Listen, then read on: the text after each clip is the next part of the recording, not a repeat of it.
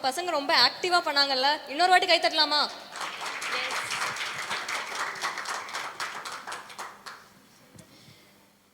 So S, நம்முடைய மனத்தில் வந்து சந்தோஷத்தை கொண்டு வரும் வண்ணமாக நம்மளோட எசேக்கியேல் வந்து அடுத்ததாக ஒரு சாங் பாட போகிறான். So can we welcome him? Praise the Lord. Joy to the world, the Lord has come. Let all receive the King. Let everyone prepare in sing, and heaven and nature sing, and heaven and nature sing. He rules the world with truth and grace.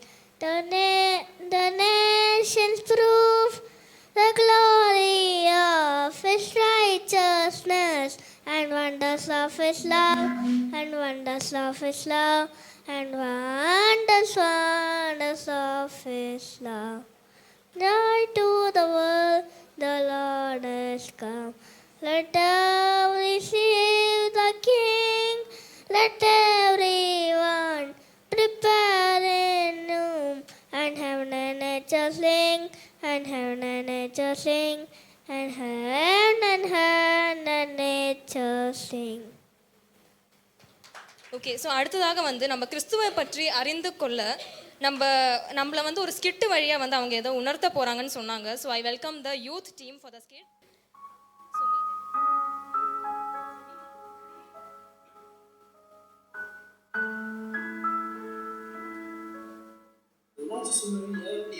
என்னத்த சொல்றது?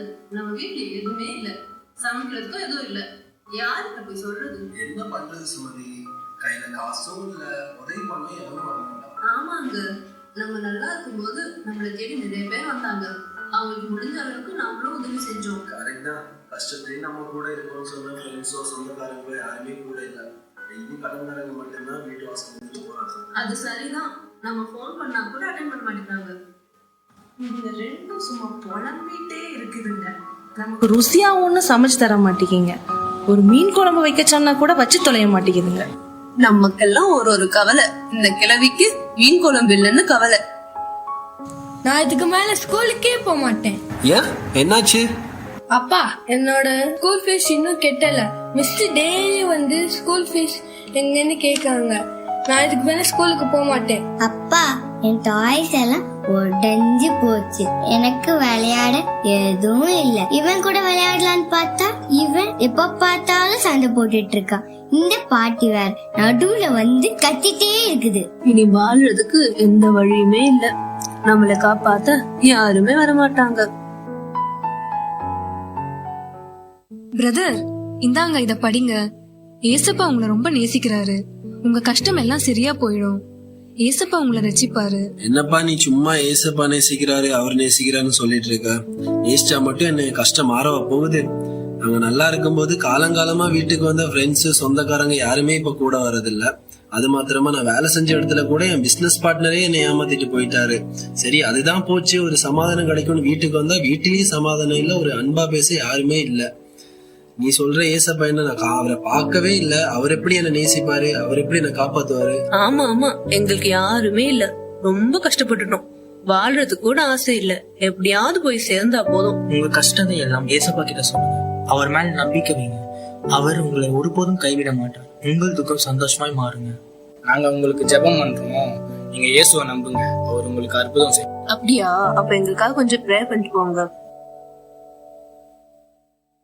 ஏசப்பா, இந்த குடும்பத்துக்காக நாங்க ஜெபிக்கிறோம். இவங்க கஷ்டங்களை, பாரங்களை, கவலைகளை எல்லாம் மாற்றுங்க. சமாதானத்தை தாங்க.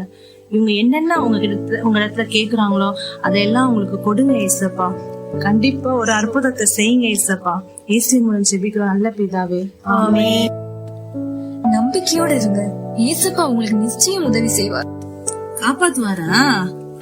பாக்கலாம் என்ன பண்றாருன்னு. அவங்க எவ்வளவு அன்பா பேசினாங்க. நம்ம யாருன்னே அவங்களுக்கு தெரியாது. அவங்க சொன்ன மாதிரி நம்ம இயேசுவை நம்பலாம். ஒருவேளை நம்ம பிரச்சனை அவர் சரி பண்ணினானா? அவங்க சொன்ன மாதிரி ஆண்டவர் நமக்காக இதா செய்வாரான்னு பாக்கலாம்.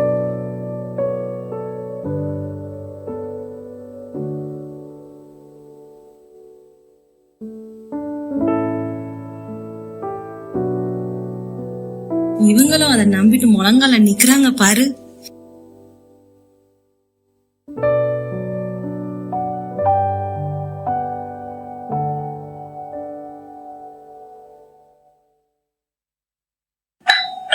சார் உள்ள வரலாமா? நீங்க யாருன்னு எனக்கு தெரியலையே. என்ன தெரியலையா சார்? என்ன ஞாபகம் இல்லையா உங்களுக்கு? நீங்க என்ன மறந்துருக்கலாம், ஆனா என்னால உங்களை மறக்க முடியாது. ஒரு காலத்துல நான் ரொம்ப கஷ்டத்துல இருந்தேன். எனக்கு உதவி செய்ய யாருமே இல்லாத போது நான் உங்களை தேடி வந்தேன். அப்போ என் அன்பா அரவணைச்சு பிசினஸ் ஸ்டார்ட் பண்ண கேஷ் கொடுத்தீங்க. இன்னைக்கு என் பிசினஸ் நல்ல நிலைமையில நிக்குதுன்னா அதுக்கு நீங்க ஒரு முக்கியமான காரணம். என் பிசினஸ்ல இப்ப நீங்க ஒரு பார்ட்னரா ஜாயின் பண்றீங்களா? நீங்க சொல்றதெல்லாம் சரிதான், ஆனா இப்போ பிசினஸ் பார்ட்னரா ஜாயின் பண்றதுக்கு என்கிட்ட காசு எதுவுமே இல்லையே. உங்க நிலைமை எனக்கு தெரியும் சார். நீங்க எனக்கு கேஷ் எதுவும் தர வேண்டாம். பார்ட்னரா என் கூட இருந்து பிசினஸ் மட்டும் பார்த்தா போதும். நான் இப்ப இந்த நிலையில வாழ்றதுக்கு நீங்க தான் ஒரு காரணம். வர ப்ராஃபிட்ல ஒரு பங்கு உங்களுக்கு தரேன் சார். அன்னைக்கு கொடுத்த கேஷ் நாளைக்கு வந்து ஆபீஸ் வந்துருங்க. ஐயோ இல்ல பரவாயில்ல, இருக்கட்டும். சுமதி இங்க வாயேன். என்னங்க என்னாச்சு? எதுக்கு இவ்வளவு சத்தம் போடுறீங்க? அப்போ நம்ம கஷ்டம் எல்லாம் முடிய போதா? ஆமா சுமதி, 2 போன நம்ம வாழ்க்கை வெளிச்சமா மாறப்போகுது. என்னாச்சு? நீ என்ன யோசிச்சுட்டு இருக்கா? நேற்றுக்கு நம்ம வீட்டுல வந்த சிலர் நமக்கு ஏசப்பா பற்றி சொன்னாங்களே, நம்ம துக்கம் சந்தோஷமே மாறும் என்று அவங்க சொன்னது உங்களுக்கு ஞாபகம் இருக்கா? ஆமா சுமதி, ஞாபகம் இருக்கு. அவங்க சொன்ன மாதிரியே நம்ம பிரேயர் பண்ணனால நமக்கு ஒரு அற்புதம் நடந்திருக்கு. ஏசப்பா தான் நம்மளை காப்பாத்தினாங்களா? அப்போனா ஏசப்பா யாரு? ஏசப்பா யாரு? பிரியமானவர்களே, இயேசு யார் என்ற கேள்வி பலருக்குள்ளாக இன்றும் எழுகிறது. அவர் 2000 ஆண்டுகளுக்கு முன்பு மனுக்குலத்தை மீட்கும் பொருட்டாக மண்ணில் அவதரித்த கடவுளின் மைந்தன். பாவத்தின் பிடியில் சிக்கி தவித்த மனுக்குலத்திற்காக சிலுவையில் மரித்து உயிர்த்து இன்றும் ஜீவிக்கிற கடவுள். அன்று இப்பூவில் அவதரித்து பிறந்த இயேசு இன்று உங்கள் உள்ளங்களில் பிறக்கும்படி இப்பண்டிகை காலத்தில் கடவுளை வேண்டி உங்களை வாழ்த்துகிறேன். கடவுள் தாமே உங்களை ஆசீர்வதிப்பாராக. ஸ்கிட் எப்படி இருந்துச்சு? புரிஞ்சுதா? நல்லா இருந்துச்சா? எல்லாம் எப்படிங்க? எங்கள் பசங்கள்லாம் எப்படி பண்ணியிருக்கிறாங்க? நல்லா பண்ணியிருக்காங்களா? கிளியராக பண்ணியிருக்கிறாங்க. புரிஞ்சுதா? புரிஞ்சுது. நம்ம என்ன ஒரு கஷ்டத்தில் இருந்தாலும் நம்மளை வந்து பெற்றோர், நம்மளுடைய ஃப்ரெண்ட்ஸ் யாராக இருந்தாலும் நம்மளை என்ன செஞ்சுருவாங்க? விட்டுட்டு ஒரு நிமிஷத்தில் போயிடுவாங்க. எல்லாம் இருக்கும்போது நம்ம கூட எல்லாம் என்ன வேணும்னாலும் செய்வாங்க. அவங்களுக்கு பணம் வேணும்னா பணம் 10 செய்யும். அப்படி தானே அந்த மொழி, அந்த பழமொழி. அது போல தான், சரிங்களா? என்ன இருந்தாலும் நம்ம கூட வர்றதுக்கு நிறைய பேர் இருப்பாங்க. எதுவும் இல்லைன்றப்போ நம்மளை எட்டி திரும்பி பார்க்குறதுக்கு கூட யாருமே இருக்க மாட்டாங்க. அந்த நேரத்தில் நமக்கு யார் இருக்கிறா? கண்டிப்பாக ஏசப்பா இருக்கிறாங்க. நம்மளுடைய கஷ்டத்தின் மத்தியில் நம்ம கவலையோடு இருக்கும்போது, நமக்கு அடுத்த நிமிஷம் என்ன பண்ணன்னு நமக்கு தெரியாமல் இருக்கும்போது கண்டிப்பாக நம்மளை ஹெல்ப் பண்ண யார் இருக்கிறா? ஏசப்பா இருக்கிறாங்க. அதனால் நீங்கள் உங்களோட கஷ்டங்கள் எங்ககிட்ட சொல்ல முடியாது, இல்லை உங்கள் ஃப்ரெண்ட்ஸ் கிட்ட சொல்ல முடியாது. அடுத்து நம்ம என்ன பண்ணன்னு தெரியாமல் நீங்கள் இருக்கலாம். நீங்கள் என்ன பண்ணுங்கள்? ஒரு நிமிஷம் முழங்கால் படிட்டு, ஏசப்பா என்னுடைய கஷ்டத்தை தீர்த்துக்கோங்க, எனக்கு இந்த வியாதி இருக்குது, அந்த வியாதியிலேருந்து எனக்கு சுகம் தாங்க அப்படின்னு நீங்கள் சொன்னீங்கன்னா ஏசப்பா கண்டிப்பாக உங்களுடைய ஜெபங்களை கேட்பாரு, உங்களுக்காக பதில் செய்வார். இன்னொருத்தோட கூட அந்த ஸ்கிட்டுக்காக ஒரு பெரிய கைத்தட்டல் கொடுத்துடலாமா? Thank you Jacintha aunty, thank you team for the wonderful skit. அடுத்ததாக வந்து நம்மளை இன்னும் கொஞ்சம் எனர்ஜெட்டிக் ஆக்கிறதுக்கு நம்மளோட youth team is ready to mesmerise us with a wonderful dance performance. அவங்கள கூப்பிடலாமா? ஒரு டான்ஸ் பெர்ஃபார்மன்ஸ் பார்க்கலாமா நம்ம? தேங்க்யூ.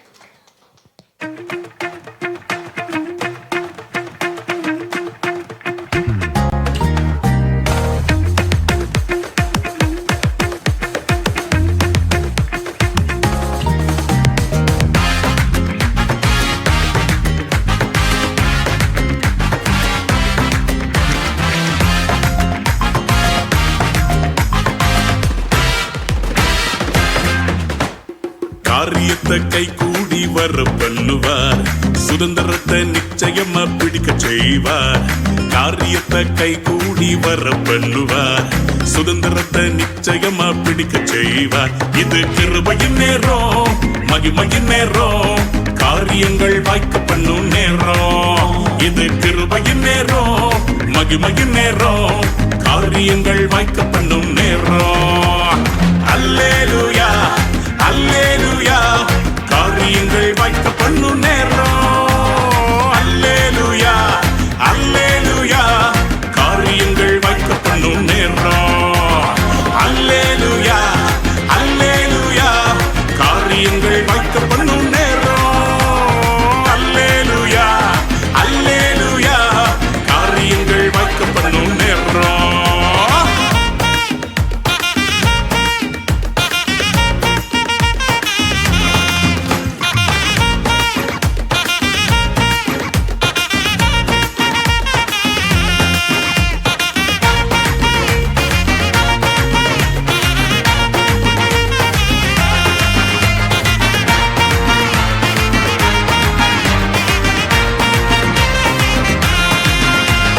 நினைப்பதற்கும் செபிப்பதற்கும் அதிகமாக செய்திடுவாரே கேட்டதெல்லாம் நிறைவேற்றி என் தகப்பன் உயர்த்திடுவாரே நினைப்பதற்கும் செபிப்பதற்கும் அதிகமாக செய்திடுவாரே கேட்டதெல்லாம் நிறைவேற்றி என் தகப்பன் உயர்த்திடுவாரே கொடுத்த வாக்கு தத்துவம் கம்ப்ளீட்டா தந்திடுவாரே கண்ணீர் ஜெபம் எல்லாம் கழிப்பாக மாற்றிடுவாரே இயேசு ராஜா என ராஜாவா மாற்றிடும் நேரம் இயேசு ராஜா என ராஜாவா மாற்றிடும் நேரம் இது கிருபையின் நேரம் மகிமையின் நேரம் காரியங்கள் வாய்க்க பண்ணும் நேரம் சொல்ல இது கிருபையின் நேரம் மகிமையின் நேரம் காரியத்தை வாய்க்க பண்ணும் நேரம் அல்லேலூயா அல்லேலூயா காரியங்கள் வாய்க்க பண்ணும் நேரம் அல்லேலூயா அல்லேலூயா காரியங்கள் வாய்க்க பண்ணும் நேரம் அப்படி சொல்ல.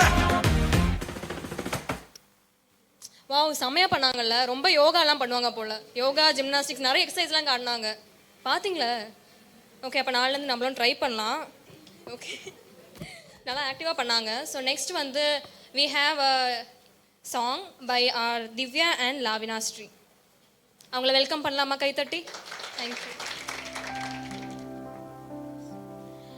Oh, the real meaning of Christmas is the giving of love every day. Oh, the real meaning of Christmas is to live as the Master may say. And when you're giving your presents, don't forget as you give them away. And the real meaning of Christmas is the giving of love every day. Oh, the real meaning of Christmas is the giving of love every day. Oh, the real meaning of Christmas is to live as the Master may say. And when you're giving your present, don't forget as you give them away. And the real meaning of Christmas is the giving of love every day. Is the giving of love every day. Is the giving of love every day. Wow, thank you Divya and Lavina Sri. So நம்ம வந்து already 2 dance பார்த்தோம்ல. உங்கள் எல்லாருக்கும் dance ரொம்ப பிடிச்சிருச்சுன்னு சொன்னாங்க. எல்லாம் ரொம்ப ஹாப்பியாக இருந்தீங்க டான்ஸ்லாம் பார்த்துட்டு. ஸோ ஃபஸ்ட்டு வந்து நம்ம சின்ன பசங்க மட்டும் வந்தாங்க. நெக்ஸ்ட் நம்மளோட 3 யூத் அவங்க மட்டும் வந்தாங்க. ஸோ எல்லாரும் சேர்ந்து ஒரு டான்ஸ் பண்ணுறாங்களாம். பார்க்கலாமா? Okay, so let's welcome them.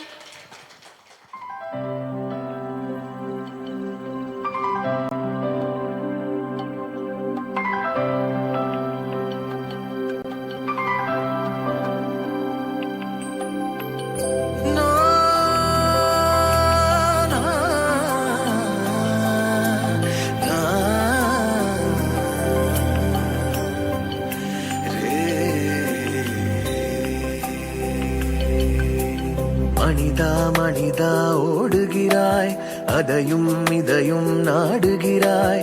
பிறக்கும் போதும் தேடுகிறாய், மரிக்கும் போதும் வேண்டுகிறாய். மரணம் உன்னை சந்தித்தால் மறுபடி வாழ என்ன செய்வாய்? தேகம் விட்டு உயிர் போனால் வேகும் நெருப்பில் நீ விடுவாய். மனிதா மனிதா ஓடுகிறாய், அதையும் இதையும் நாடுகிறாய்.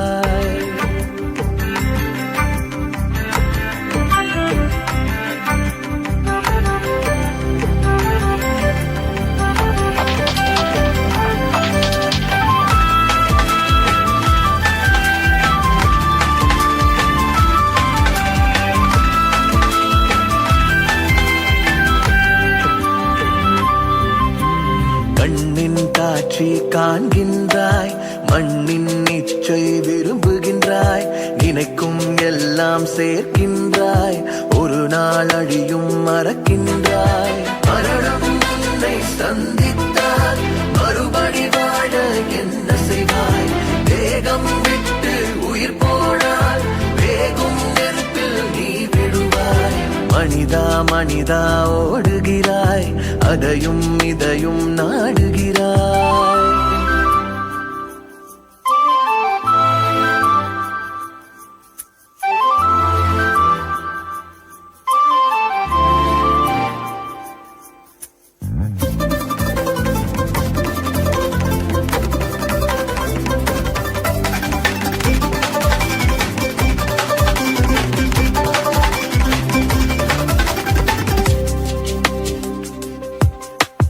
காதல் தீயை வளர்க்கின்றாய், சோகம் செய்தால் உடைகின்றாய்.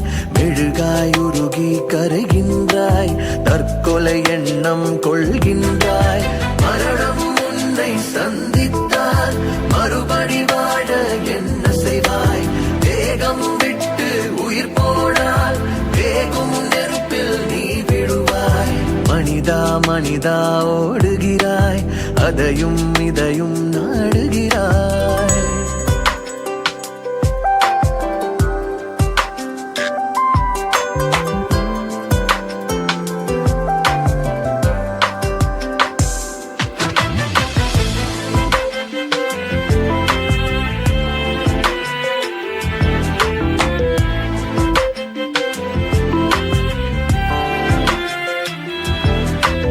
பணமே வாழ்க்கை என்கின்றாய், குடும்பம் கூட மறக்கின்றாய்.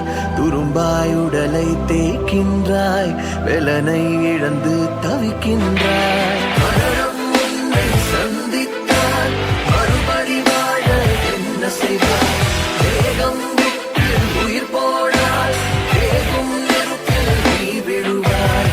மனிதா மனிதா ஓடுகிறாய், அதையும் இதையும் நாடுகிறாய்.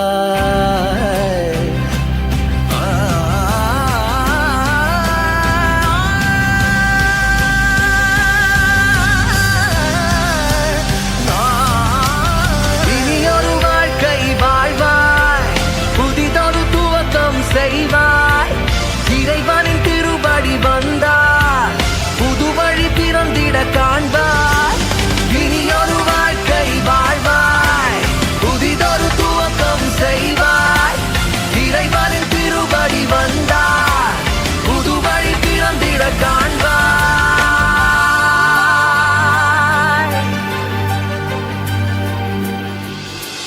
மனிதா மனிதா வந்துவிடு, இயேசுவின் பாதம் சேர்ந்து விடு.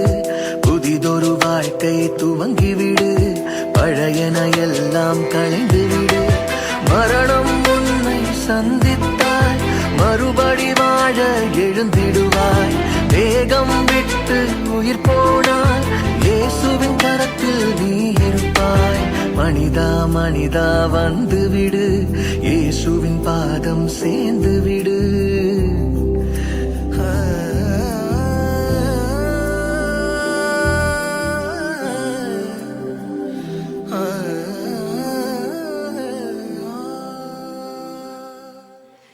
எப்படி இருந்துச்சு ஸ்கிட்டோட கோரியோகிராஃபி? என்ன புரிஞ்சுது? ஒரு மெசேஜ் ஓரியன்ட். என்ன மெசேஜ்லாம் உள்ளே வந்துச்சு? நிறைய திங்ஸ் உள்ள வந்துச்சு, அப்படி தானே? மொத்தம் 4 கேரக்டர்ஸ் உள்ள வந்தாங்க. இது என்ன குறிக்குதுன்னா, நம்ம யூத்ஸ் வந்து எல்லா விஷயத்துலையுமே என்ன செய்யணும்? கவனமாக இருக்கணும். எந்த விஷயத்தில் நம்ம ஒரு ஸ்டெப் எடுக்க போனாலும் நம்ம என்ன பண்ணணும்? நம்மளுடைய வாழ்க்கையில் நம்ம வந்து ஒரு சரியான பாதையில் நம்ம போகிறோமான்றத முதல்ல நம்ம பார்க்கணும். தவறான பாதைகளுக்குள்ளே நம்மளுடைய வாழ்க்கையை நம்ம விட்டுட்டோன்னா அப்புறம் நம்மளுடைய வாழ்க்கை என்ன செய்ய முடியாது? திருப்பி எடுக்க முடியாது. நம்ம பேரண்ட்ஸ் சொன்னாலும் நம்ம கேட்க போகிறதில்ல. அது ஒரு ஸ்டேஜ், அப்படி தானே? ஒரு வாலிபம், ஒரு ஸ்டேஜ். அவங்களுடைய இஷ்டப்படி தான் இருப்பாங்க. பேரண்ட்ஸ் யார் சொன்னாலும் கேட்க முடியாத எல்லாருக்கும் அந்த ஒரு ஸ்டேஜை தாண்டி தான் நம்ம எல்லாருமே வரோம். ஆனால் அந்த நேரத்துலையும் நமக்கு என்ன, நம்ம பேரண்ட்ஸ் சொல்கிறது நம்ம கேட்கலாம். நமக்கு ஒரு ஞானத்தை தேவன் கொடுத்துருக்குறாரு, அப்படி தானே? நமக்கு ஒன்று இருக்குது. நமக்கு எது தப்பு எது சரின்றது எல்லாருக்குமே தெரியும். எதை தொடக்கூடாது, எதை தொடணும், எதை செய்யக்கூடாது, எதை செய்யணுன்றது எல்லாருக்குமே தெரியும். நிறைய நேரம் செல் யூஸ் பண்ணுற, ஃபஸ்ட்டு அவங்க போட்டதே தான். நிறைய நேரம் டிவி செல்லில் நம்ம அடிக்ட் ஆகுறதும் அது ஒரு தவறு தான் நம்மளுடைய வாழ்க்கையில். அதனால நம்ம என்ன செஞ்சிடறோம்? நம்மளுடைய படிப்புகள், நம்மளுடைய நிறைய நம்மளுடைய சந்தோஷங்கள் நிறைய நம்மளுடைய வாழ்க்கையில் நம்ம என்ன செஞ்சிடறோம்? இழந்து போயிடுறோம். அதனால அதே மாதிரி அடுத்து என்ன பார்த்தோம்? லவ், அப்படி தானே? எல்லாருடைய வாழ்க்கையில் என்ன செய்யும்? அந்த லவ் ஒட்டி ஒட்டி வரும், அப்படி தானே? வராதுன்னு யாருமே சொல்ல மாட்டீங்க. எல்லாருடைய லைஃப்பில் என்ன செய்யும்? லவ் வரும். ஆனால் அதுலேயும் நம்ம என்ன செய்யணும்? கேர்ஃபுல்லாக இருக்கணும். நம்மளுடைய பேரண்ட்ஸ் நமக்காண்டு என்ன செஞ்சுருப்பாங்க? கண்டிப்பாக நல்ல வாழ்க்கையை நமக்கு ஏற்படுத்தி வைப்பாங்க. அதை நம்ம நம்பணும் முதல்ல, சரிங்களா? நம்மளா தேடி போகிற வாழ்க்கை என்றைக்குமே நமக்கு என்ன செய்யாது? நிரந்தரமாக இருக்காது. கஷ்டங்களை கொடுக்கும், கவலைகளை கொடுக்கும், பாரங்களை கொடுக்கும். நம்ம என்ன செய்யணும்? நிதானமாக இருக்கணும். என்றைக்குமே நம்ம அம்மா அப்பா நமக்கு பர்ஃபெக்டாக ஒன்று கொடுப்பாங்கன்னு கண்டிப்பாக எல்லாருமே என்ன செய்யணும்? நினைக்கணும். அதே மாதிரி காலேஜ் போகிறோம், எல்லாருக்குமே தான். எல்லாரும் எங்கெங்கேயோ போகிறோம். அப்போ நம்மளுடைய ஃப்ரெண்ட்ஸ் குடிக்கிறாங்க, நம்மளுடைய ஃப்ரெண்ட்ஸ் அது பண்ணுறாங்க. அப்போ நமக்கும் என்னது கொடுக்குறாங்க? கொஞ்சம் சும்மா டேஸ்ட் பண்ணு, ஒரு நாள் தானே, ஒரு நாள் பார்ட்டி, என்ன நடக்க போகுது அப்படிம்பாங்க. அந்த ஒரு நாள் பழக்கம் தான் என்ன செஞ்சிடும்? வாழ்நாள் ஃபுல்லாக நம்மளை அழிவுக்கு நேராக கொண்டு போயிடும். ஸோ என்ன பண்ணுங்க? கவனமாக இருங்க. நம்மளுடைய வாழ்க்கையை நம்ம சீர்தூக்கி பார்க்கணும். நமக்கு என்ன கோல் இருக்குது? நம்மளுடைய ஆம்பிஷன் என்ன? நம்ம எதுக்காக நம்ம இந்த உலகத்தில் நம்ம இருக்கிறோம்? நம்ம எந்த ஒரு காரியத்தை லக்கை நோக்கி நம்ம ஓடுறோமோ அதை நம்ம என்ன செய்யணும்? சரியாக ஓடணும். அங்கே இங்கே பார்த்தோன்னா நம்ம என்ன செஞ்சுருவோம்? விழுந்துருவோம். கண்டிப்பாக நம்ம என்ன செய்யணும்? நம்மளுடைய லக்கை நோக்கி நேராக ஓடுங்க. ஜெபம் பண்ணுங்க. ஜெபம் பண்ண தெரியாதுன்னு இல்லை, உங்களுக்கு தெரிஞ்ச வார்த்தைகளை நீங்கள் என்ன செய்யணும்? ப்ரேயர் பண்ணணும். ஒரு இடங்களுக்கு நீங்கள் போகும்போது, ஏசப்பா இந்த தவறுகளிலிருந்து என்னை தப்பித்து கொள்ளுங்க நீங்கள் ஜெபம் பண்ணணும். எந்த ஒரு காரியத்துக்கு போனாலும், எந்த இடத்துலனாலும், ஃப்ரெண்ட்ஸ் கூட நம்ம போகும்போது எத்தனையோ இடங்களில் பார்க்குறோம் எவ்வளவோ ஆக்சிடென்ட்ஸ், அப்படி தானே? அவங்கவுங்க இஷ்டப்பட்ட KTM பைக், டியூக் பைக் என்னெல்லாமோ வாங்குறாங்க. வாங்கிட்டு அவங்களுடைய வாழ்க்கையில் எவ்வளவோ வேதனைகளை அனுபவிக்கிறாங்க. நம்ம என்ன செய்யணும்? போகும்போதும் வரும்போதும் தேவன் நம்மளை பாதுகாக்கணும். நம்ம என்ன செய்யணும்? ஜெபம் பண்ணணும். எல்லாரும் அவங்களுடைய வாழ்க்கையில் இன்னைக்கு ஏதாவது தவறுகள் இருந்தால், நம்ம ஏதாவது ஒரு இடத்துல நம்ம குறைவுபட்டிருந்தா நீங்கள் என்ன செய்யுங்க? ஏசப்பா கிட்ட கேளுங்க. ஏசப்பா இந்த இடத்துல நான் தவற விட்டுருக்கிறேன், இந்த இடத்துல நான் என்னுடைய பாதை மாறிடுச்சு, ஏன்னா இந்த இடத்துல அவங்களுக்கு வாய்ப்பு இருக்குது, இன்னும் நம்ம திருந்தலாம், இன்னும் நம்ம அந்த தவறான வாழ்க்கையை விட்டு நம்ம வெளியே வர்றதுக்கு வாய்ப்புகள் இருக்குது. ஸோ நீங்கள் சீர்தூக்கி பாருங்கள். நம்ம எந்த இடத்துல குறைவுபட்டிருக்கோம்னு எல்லாருடைய வாழ்க்கையிலையும் தெரியும். நம்ம எந்த இடத்துல குறைவுபட்டிருக்கோமோ அவங்கவுங்க வாழ்க்கையில் தெரியும். அதனால் நீங்கள் என்ன பண்ணுங்கள்? உங்கவுங்க வாழ்க்கையில் எந்த இடத்துல குறைவுபட்டிருக்கீங்க, எந்த இடத்துல இடறி விழுந்திருக்கிறீங்கன்றதை பாருங்கள், ப்ரேயர் பண்ணுங்கள். ஏசப்பா உங்களுக்கு உதவி செய்வாங்க. அடுத்த நிகழ்ச்சிக்குள்ளே போகலாம். எல்லாரும் இன்னொருத்தர் கூட அந்த கோரியோகிராஃபிக்கு கை தட்டிடலாமா? ஸோ எஸ், நான் சொல்லும்போது நான் வெறும் டான்ஸ்ன்னு சொன்னேன். That was not just a dance, it was a amazing skit performance by our youth. அவங்க ஒரு ப்ரொஃபவுண்ட் அண்ட் நல்ல ஒரு மெசேஜ் அவங்க நம்ம மனசில் பதிய வச்சுருக்காங்க. Once again thank you. அடுத்ததாக இப்போது நம்ம கிறிஸ்மஸ் செய்தியை வழங்கிட மதிப்புக்குரிய போதகர் ஜான் தாமஸ் அவர்களை முன்பாக அழைக்கிறேன். So let's give a hands together and welcome him. கர்த்தாவின் நாமம் வாழ்த்தப்படுமாறாகട്ടെ. கர்த்தருடைய நாமம் மகிமைப்படுவதாக. ഇപ്രകാരം இந்த மீட்டிங்கிനെ ஹோஸ்ட் ചെയ്യുന്ന സിസ്റ്റർ ജോസ്ന, இந்த மீட்டிங்கை ஹோஸ்ட் பண்ணி கொண்டிருக்கிற சிஸ்டர் ஜோஸ்னா, സിറ്റി മിഷന്റെ ഇൻചാർജ് ആയിരിക്കുന്ന pastor Jevin Das Thampi Das and also his sister Jacinta, city மிஷனுடைய இன்சார்ஜாக இருக்கிற ஜெபின் பாஸ்டர் ஆகிய நான் மற்றும் என்னுடைய மனைவி Jacinta, is IPC Zion Assembly pastor ஆയിരിക്കുന്ന பாஸ்டர் சிடி மேத்யூ குடும்பம், ஐபிசி சயன் அசம்பிளி சபையின் சீனியர் பாஸ்டராக இருக்கிற பாஸ்டர் சிடி மேத்யூ மற்றும் அவர்களுடைய குடும்பம். ഈ മീറ്റിംഗിൽ വന്നിരിക്കുന്ന കുഞ്ഞുങ്ങൾ, മാതാപിതാക്കൾ, സഹോദരന്മാർ എല്ലാവർക്കും യേശു ക്രിസ്തുവിന്റെ നാമത്തിലുള്ള സ്നേഹവന്ദനത്തെ അറിയിച്ചുകൊള്ളുന്നു. இந்த மீட்டிங் கடந்து வந்திருக்கிற சின்ன பிள்ளைங்க, பெரியவங்க, பெற்றோர் மற்றும் அனைவரையும் இயேசு கிறிஸ்துவின் நாமத்திலே நாங்கள் வரவேற்றுக் கொள்கிறோம். നാം ഇതുവരെയും നല്ല കോറിയോഗ്രാഫി, ഡാൻസ്, പാട്ട്, സ്കിറ്റ് ഒക്കെ കണ്ട് സന്തോഷിച്ചിരിക്കുകയാണ്. இவ்வளவு நேரம் நாம் என்ன செய்தோம்னால் கொரியோகிராஃபி, டான்ஸ், ஸ்கிட், பாடல் எல்லாத்தையும் நம்ம கேட்டுக்கொண்டிருந்தோம். വളരെയധികം നമ്മൾ സന്തോഷത്തോടെ ആയിരിക്കുകയാണ്. ரொம்ப சந்தோஷமா நம்ம அதை கண்டு களித்து கொண்டிருந்தோம். ആ സന്തോഷത്തോട് തന്നെ നമുക്ക് ക്രിസ്മസ് എന്താണെന്ന് അല്പം കുറച്ച് ചിന്തിക്കാം. அந்த சந்தோஷத்தோடு கூட கிறிஸ்மஸ் என்பது என்ன என்பதையும் நாம் சிந்திப்போம். ലോകം എമ്പാടുമുള്ള ജനങ്ങൾ ക്രിസ്തുവിന്റെ അഥവാ യേശുവിന്റെ ജനനത്തെ വിവിധ നിലകളിലാണ് ആഘോഷിക്കുന്നത്. உலகத்திலே எல்லாரும் கிறிஸ்மஸ் ஆகிய இந்த பண்டிகையை பலவிதமான நிலைகளிலே கொண்டாடுகிறார்கள். യേശു ജനിച്ച ദിവസത്തെയാണ് ക്രിസ്മസ് ഡേ എന്ന് വിളിക്കുന്നത്. இயேசு கிறிஸ்து பிறந்த அந்த தினத்தை தான் கிறிஸ்மஸ் டே என்று அழைக்கிறார்கள். ക്രിസ്മസ് എന്ന് കേൾക്കുമ്പോൾ നമ്മുടെ ഹൃദയത്തിനകത്ത് വരുന്ന പല ചിന്തകൾ, പല പിക്ചേഴ്സ് ഉണ്ട്. கிறிஸ்மஸ் என்கிற அந்த வார்த்தையை நாம் கேட்கும்போது நம்முடைய சிந்தைகளிலே, எண்ணங்களிலே வருகிற பல காட்சிகள் உண்டு. ഒന്ന് നമ്മുടെ സ്റ്റാർസ് എല്ലാം ഇങ്ങനെ തൂക്കിയിടുന്നു. ஒன்று அதுல நாம் என்ன செய்வோம் என்றால் நட்சத்திரங்கள், ஸ்டார்ஸ் எல்லாத்தையும் அப்படி தொங்க போடுவோம். നിറയെ കളർ ബൾബുകൾ ഒക്കെ നമ്മളിങ്ങനെ കൊണ്ട് അലങ്കരിക്കുന്ന അലങ്കാരങ്ങൾ, நல்ல வண்ண வண்ண விளக்குகளால், லைட்டுகளால் அலங்கரிக்கிற அலங்காரங்கள், ക്രിസ്മസ് പ്രത്യേകമാകുന്ന പാട്ടുകൾ, அந்த கிறிஸ்மஸ் என்று அதற்கென்று சொல்ல சிறப்பு மிக்க பாடல்கள், ഗ്രീറ്റിംഗ്സ് കാർഡുകൾ, வாழ்த்து அட்டைகள், കൂടാതെ ഗിഫ്റ്റ്, அது இல்லாம பரிசு பொருட்கள், ഇങ്ങനെ വിവിധ ചിത്രങ്ങളാണ് നമ്മുടെ മനസ്സിൽ വരുന്നത്. இப்படி பலவிதமான காட்சிகள் நம்முடைய எண்ணங்களிலே தோன்றும். ചിലർ ചിന്തിക്കുന്നത് ക്രിസ്മസ് എന്ന് പറഞ്ഞാൽ നന്നായി സാപ്പാട് അടിച്ചിട്ട് ലിക്കർ അടിച്ചിട്ട് കിടക്കുക എന്നുള്ളത്. சிலர் இப்படி நினைக்கிறாங்க, கிறிஸ்மஸ்னா நல்லா சாப்பிட்டுட்டு நல்லா குடிச்சிட்டு நம்ம அப்படியே வாழ்றதுதான் கிறிஸ்மஸ். അപ്പൊ ആളുകൾ ചോദിച്ചാ ക്രിസ്മസ് കൊണ്ടാടിയോ? அப்ப சிலர் கேட்பாங்க, கிறிஸ்மஸ் கொண்டாடினா? കൊണ്ടാടി, நல்லா கொண்டாடினேன். ഞങ്ങൾ എല്ലാവരും കൂടി, நாங்க எல்லாரும் ஒண்ணா கூடினோம். കുപ്പി 2 എണ്ണം പൊട്ടിച്ചു. நாங்க 2 பாட்டில் உடைச்சோம். കേരളത്തിൽ ഏറ്റവും കൂടുതൽ ലിക്കർ വിറ്റഴിക്കുന്നത് ഇന്ന ദിവസമാണ്. பாருங்க, கேரளாவில் பார்க்கும்போது இந்த மதுபான பொருட்கள் அதிகமாக விற்பனை செய்யப்படுவது இந்த கிறிஸ்மஸ் தினங்கள் தான். ഇന്ന് ക്രിസ്മസ് ദിനത്തിലാണ് സർക്കാർ നല്ലൊരു വരുമാനം ഉണ്ടാക്കി കൊടുക്കുന്ന ദിവസമാണ്. அதனால இந்த கிறிஸ்மஸ் தினங்கள்ல அரசாங்கத்துக்கு நல்ல வருமானம் கிடைக்கும். എന്നാൽ ക്രിസ്മസ് എന്ന് പറയുന്നത് ഇതൊന്നുമല്ല. ஆனால் கிறிஸ்மஸ் என்பது இது ஒன்றுமல்ல.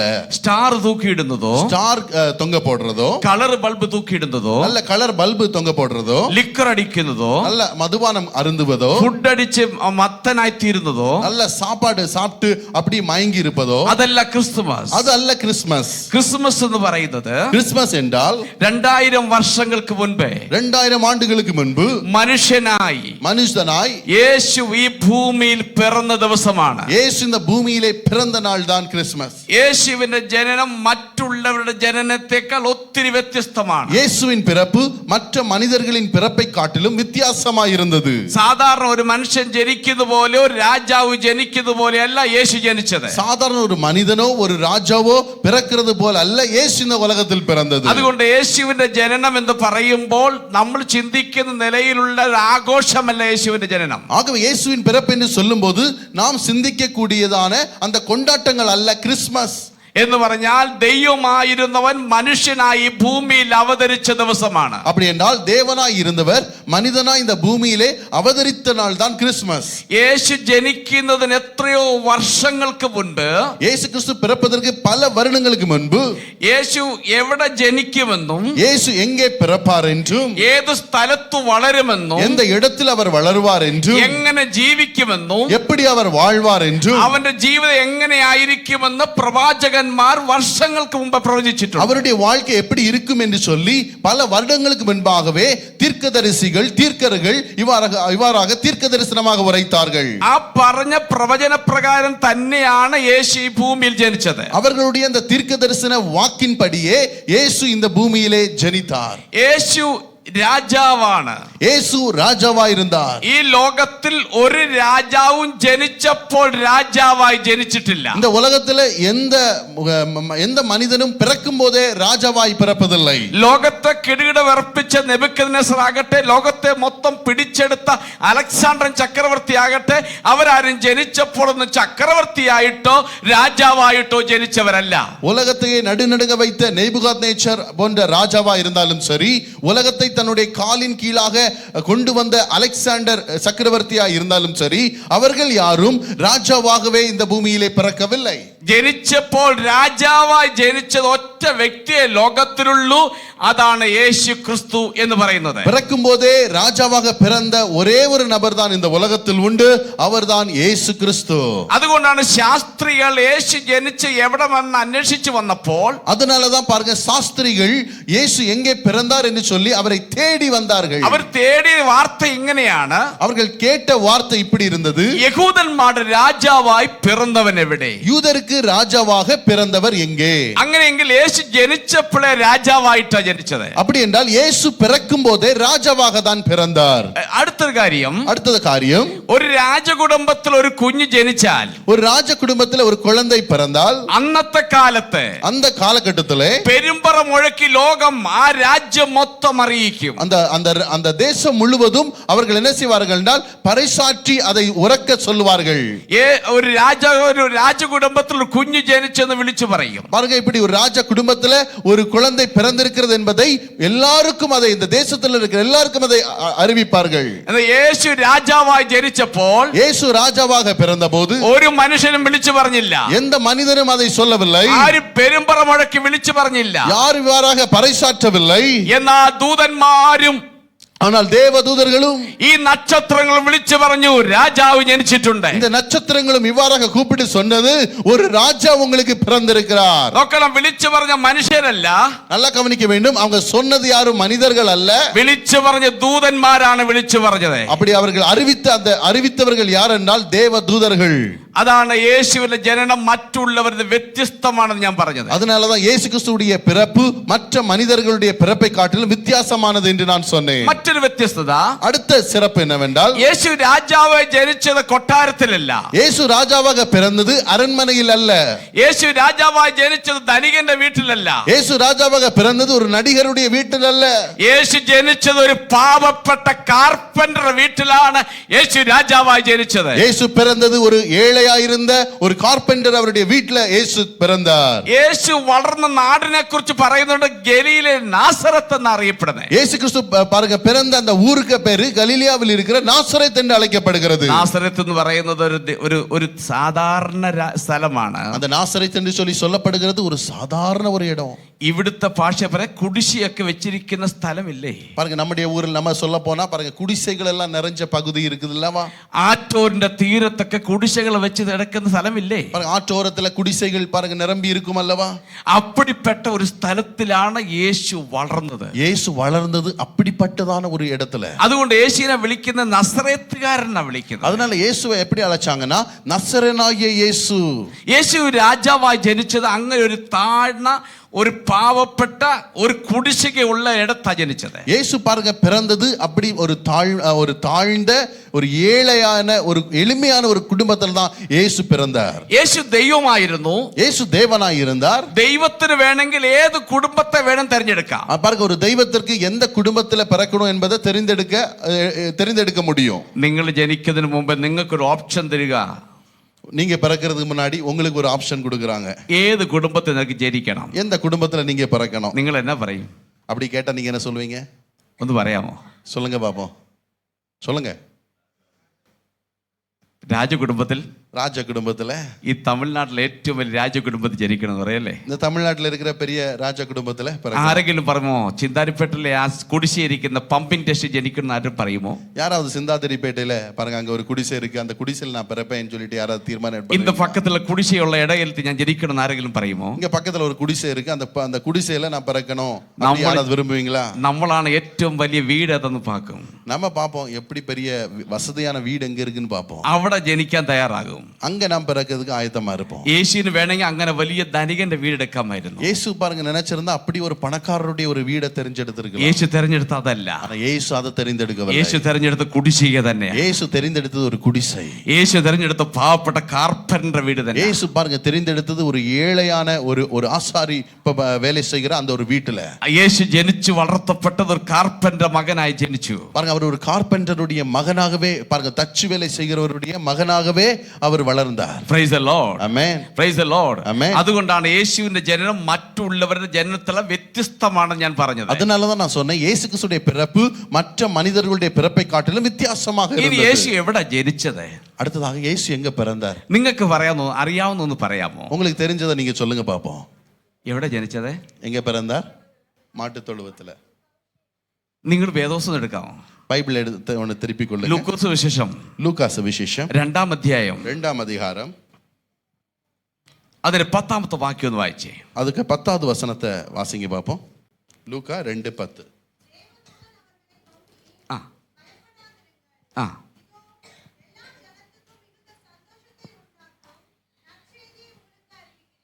സോറി, അതല്ല, ഒരു മിനിറ്റ്. അതിന്റെ 7ാമത്തെ വാക്യം, 7 വാക്യം, 6-7 வசனம். ആ ഉം ഉം ഉം ഉം ഉം എവിടെ ജനിച്ചെന്ന് പറയുന്നുണ്ടോ? எங்க அவர் பிறந்தார் என்று சொல்லப்பட்டிருக்குதா? ഉണ്ടോ? சொல்லப்பட்டிருக்குதா? ഉണ്ടോ? சொல்லப்பட்டிருக்குதா? ഇല്ലയോ? ഉണ്ടോ? உண்டா இல்லையா? പറ. சொல்லுங்க பாப்போம். ഇല്ലല്ലോ. പിന്നെ എവിടെ ജനിച്ചു? அப்படின்னா அவர் எங்க பிறந்தார்? ഒന്ന് പറയാമോ? ஒன்னு சொல்லுங்க பாப்போம். ഞാൻ വിശ്വസിക്കുന്നത്, நான் இப்படி நம்புறேன் பாருங்க. വഴിയമ്പലത്തിൽ എത്തുന്ന മുമ്പായി തന്നെ பாருங்க வழியில் பாருங்க அந்த சத்திரத்துல போறதுக்கு முன்னாடியே ആ വഴിയോരത്ത് എവിടെയോ പിറന്നു വീണു. அந்த வழி அருகே எங்கேயோ ஒரு இடத்துல இயேசு பிறந்தார். ആ പിറന്നതിന് ശേഷം ചീലകൾ പെട്ടെന്ന് ചുറ്റിയിട്ടേ பாருங்க அப்படி பிறந்த உடனே அந்த துணியினால அவரை சுற்றி സത്രത്തിലേക്ക് ഓടി ചെന്നു. ஓடி போய் அந்த சத்திரத்துல கொண்டு போறாங்க. അവിടെ ഇടവില്ലെന്ന് പറഞ്ഞു. அந்த சத்திரத்துல சொல்றாங்க இங்க இடம் இல்ல. അങ്ങനെയാണ് പശുത്തൊഴുത്തിലേക്ക് നീങ്ങിയത്. அப்படிதான் பாருங்க மாட்டு கொட்டகையில கொண்டு போறாங்க. അങ്ങനെയാണ് ഞാൻ വിശ്വസിക്കുന്നത്. நான் அப்படிதான் நம்புறேன். ഈ വചനം എന്നെ പഠിപ്പിച്ചത് അങ്ങനെയാണ്. இந்த வசனம் பாருங்க அப்படிதான் சொல்லுது. അതുകൊണ്ട് ഇന്ന് രാത്രികാലം ഓർക്കുന്നു. அதனால இந்த ராத்திரி வேளையில നാം എല്ലാവരും മാട്ടും തൊഴുത്തിൽ പിറന്നെന്ന് പറയുന്നുണ്ട്. பாருங்க அவர் மாட்டு தொழுவத்தில் பிறந்தார்னு சொல்றாங்க. യേശു ജനിച്ചത് എവിടെയാന്ന് ചോദിച്ചാൽ பாருங்க இயேசு எங்கே பிறந்தார் என்று நாம் ഒരു கேட்டால் വഴിയോരത്ത്, ஒரு வழி அருகே, ഒരു വഴിത്തലയ്ക്കൽ, ஒரு வழி அருகே അവൻ ജനിച്ചു. அவர் பிறந்தார். ആരാണ്? யார் அவர்? ആരാണ്? யார் அவர்? രാജാവായി പിറന്നവൻ. ராஜாவாய் பிறந்தவர். രാജാവായി പിറന്നവൻ. ராஜாவாய் பிறந்தவர். അവൻ പിറന്നത് വഴിയരികിൽ. அவர் பிறந்தது வழி அருகே. അവനെ കൊണ്ടുപോയടുത്ത്, அவரை கொண்டு போன இடத்துல സത്രത്തിൽ ചെന്നപ്പോൾ பாருங்க அப்படியே அவரை கொண்டு சத்திரத்தில் கொண்டு போன போது സ്ഥലമില്ലെന്ന് പറഞ്ഞു. அங்க இடமில்லை என்று சொன்னார்கள். അങ്ങനെയാണ് പശുത്തൊഴുത്തിലേക്ക് നീങ്ങുന്നത്. அப்படிதான் பாருங்க மாட்டு கொட்டைக்குள்ள வர்றாங்க. അവൻ ആരായിരുന്നു? அவர் யாராக இருந்தார்? ഫിലിപ്പിയ ലേഖനം 2-ാം അധ്യായത്തിന്റെ 6, 7, 8 വാക്യം ഒന്ന് വായിക്കും. பிலிப்பியர் 2, 6, 7 வசனங்கள்.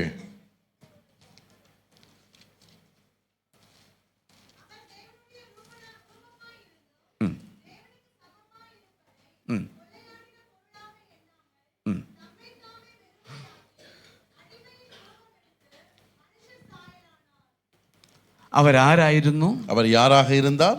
ദൈവമായിരുന്നു. தேவனாய் இருந்தார். ദൈവത്തോടുള്ള സമത്വം മുറുകെ പിടിച്ചുകൊള്ളണം എന്ന് വിചാരിക്കാതെ, பாருங்க தேவனுக்கு சமமாய் இருப்பதை கொள்ளையாடின பொருளாக எண்ணாமல் അവൻ തന്നെത്താൻ അതെല്ലാം വലിച്ചെറിഞ്ഞു. அவர் தன்னைத்தானே அதெல்லாம் தூக்கி உதறி தள்ளி ദൈവമായിരുന്നവൻ, தேவனாய் இருந்தவர் അതെല്ലാം വലിച്ചെറിഞ്ഞിട്ട് அது எல்லாத்தையும் உதறி தள்ளிவிட்டு ഈ മനുഷ്യനായി അവൻ ജന്മമെടുത്തു. ஒரு மனிதனாய் அவர் ஜென்மம் எடுத்தார். എന്തിനു മനുഷ്യനായി ജനിച്ചു? எதற்காக அவர் மனிதனாய் ஜனித்தார்? അവൻ ദൈവമായിരുന്നവൻ. அவர் தெய்வனாய் இருந்தார். അവിടുന്ന് ഇവിടെ വരേണ്ട ആവശ്യമൊന്നുമില്ല. அங்கிருந்து இங்க வர வேண்டிய அவசியம் இல்லை. മനുഷ്യനെ തേടി, மனிதனை தேடி, മനുഷ്യന് വേണ്ടി, மனிதனுக்காக, മനുഷ്യനെ കുറിച്ച് മനസ്സിലാക്കുവാൻ, மனிதனை குறித்து அறிந்து கொள்வதற்காக. മനുഷ്യന് ദൈവം ആരാണെന്ന് അറിയത്തില്ലായിരുന്നു. மனிதனுக்கு தேவன் தேவன் யார் என்று தெரியாது. അതുകൊണ്ട് അറിയാൻ വയ്യാത്ത മനുഷ്യൻ പലതിനെ കണ്ടിട്ട് അതാ ദൈവം എന്ന് പറഞ്ഞുകൊണ്ടിരുന്നു. பாருங்க, அவனுக்கு மனிதன் அறியாமையினாலே பல காரியங்களை பார்த்து இது தெய்வமாய் இருக்கும் என்று சொல்லி அவன் கும்பிட்டு கொண்டிருந்தான். അതുകൊണ്ടാണ് മനുഷ്യനായി ഭൂമിയിൽ പിറന്നു ഞാനാണ് ദൈവമായെന്ന് കാണിക്കുക. அதனாலதான் பாருங்க அவர் பிறந்து நான் தான் பாருங்க தேவன் என்று சொல்லி தம்மை வெளிப்படுத்தினார். യേശു ദൈവമായിരുന്നു. இயேசு தேவனாய் இருந்தார். അവൻ ദൈവം ആയിരുന്നവനതെല്ലാം വിട്ടിട്ട് அவர் தேவனாய் இருந்த அந்த காரியங்களை விட்டுவிட்டு മനുഷ്യനായി ഈ ഭൂമിയിൽ ജനിച്ചു. மனிதனாய் இந்த பூமியிலே அவர் ஜனித்தார். ആർക്ക് വേണ്ടിയാണ് ജനിച്ചത്? யாருக்காக ஜனித்தார்? ലൂക്കോസ് 2-ാമത്തെ വാക്യം. லூக்கா 2:10. അവൻ ജനിച്ചത് ആർക്ക് വേണ്ടി? அவர் யாருக்காக? അവിടെ വ്യക്തമായി പറയുന്നുണ്ട്. தெளிவாக சொல்லப்பட்டிருக்கிறது. ആ ആ മതി. അവിടെ വായിക്കുന്ന സർവ്വജനത്തിനും ഉണ്ടാകാനുള്ള മഹാസന്തോഷം. இங்கே சொல்லப்பட்டிருக்கிறது பாருங்க, உலகத்தில் உள்ள எல்லாருக்கும் ஒரு சந்தோஷமான ஒரு செய்தி, நற்செய்தி இங்கே சொல்லப்பட்டிருக்கிறது. യേശു ഈ ഭൂമിയിൽ ജനിച്ചത് ഒന്ന് സകല മനുഷ്യർക്കും വേണ്ടിയാണ്. இயேசு கிறிஸ்து இந்த பூமியிலே பிறந்தது எதற்கென்றால் எல்லா ஜனத்திற்குமாக தான். ഒരു മതത്തിന് വേണ്ടിയല്ല യേശു ഭൂമിയിൽ ജനിച്ചത്. இயேசு ஒரு மதத்திற்காக இந்த பூமியிலே பிறக்கவில்லை. ഒരു കമ്മ്യൂണിറ്റിയെ ഉണ്ടാക്കുവാൻ വേണ്ടിയല്ല യേശു ഭൂമിയിൽ ജനിച്ചത്. ஒரு சமுதாயத்தை உண்டாக்க வேண்டும் என்பதற்காக அல்ல இயேசு இந்த பூமியிலே பிறந்தது. ഒരു വർഗ ജാതി വർണ്ണത്തെ ഉണ്ടാക്കാനല്ല യേശു ഭൂമിയിൽ ജനിച്ചത്. பாருங்க, ஒரு ஜன வர்க்கத்தையோ ஒரு ஜாதியை உருவாக்கவோ இயேசு இந்த பூமியிலே பிறக்கவில்லை. அவன் ஜனிச்சது சகல மனுஷருக்கு வேண்டியா. அவர் பிறந்தது எல்லா ஜனங்களுக்குமாக தான். അതിനകത്ത് കളർ വ്യത്യാസമില്ല, அதற்குள்ளாக நிற வித்தியாசமில்லை, ஜாதி വ്യത്യാസമില്ല, ஜாதி வித்தியாசமில்லை, അതിനകത്ത് കാസ്റ്റ് വ്യത്യാസമില്ല, அதற்குள்ள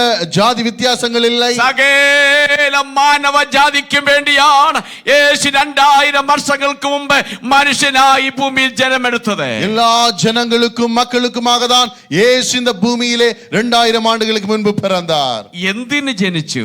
எதற்காக பிறந்தார்? അവിടെ വായിക്കും സകല മനുഷ്യർക്കും, சொல்லப்படுகிற எல்லா ஜனத்திற்கும் a great joy കൊണ്ടുവരുവാൻ വേണ്ടി ജനിച്ചു. மிகுந்த சந்தோஷத்தை கொண்டு வரும்படியாக அவர் பிறந்தார். അതുകൊണ്ട് ഇന്ന് രാത്രി ഇവിടെ നടത്തുന്ന പ്രോഗ്രാമിന്റെ പേരും ജോയ് ടു ദ വേൾഡ് എന്നാണ്. அதனால இந்த ராத்திரி இங்க நடக்கிற இந்த நிகழ்ச்சியின் பேரும் பாருங்க, ஜாய் டு த வேர்ல்ட். അതിനർത്ഥം ലോകത്തിനുണ്ടാകാനുള്ള സന്തോഷം. அதற்குடைய அர்த்தம் என்னவென்றால் உலகத்திற்கு உண்டாகிற நற்செய்தி. അങ്ങനെയെങ്കിൽ യേശു ഭൂമിയിൽ ജനിച്ചത് ലോകത്തിന് സന്തോഷം പ്രഖ്യാപിച്ചുകൊണ്ടാണ്. அப்படினால் இயேசு இந்த உலகத்திலே பிறந்தது எதற்கென்றால் உலகத்திற்கு ஒரு சந்தோஷத்தை கொடுக்கும்படியாக. യേശു ഈ ഭൂമിയിൽ ജനിച്ചത് ആമി സമാധാനമില്ലാത്ത സന്തോഷമില്ലാതെ ഒന്ന് പ്രഖ്യാപിക്കാനല്ല.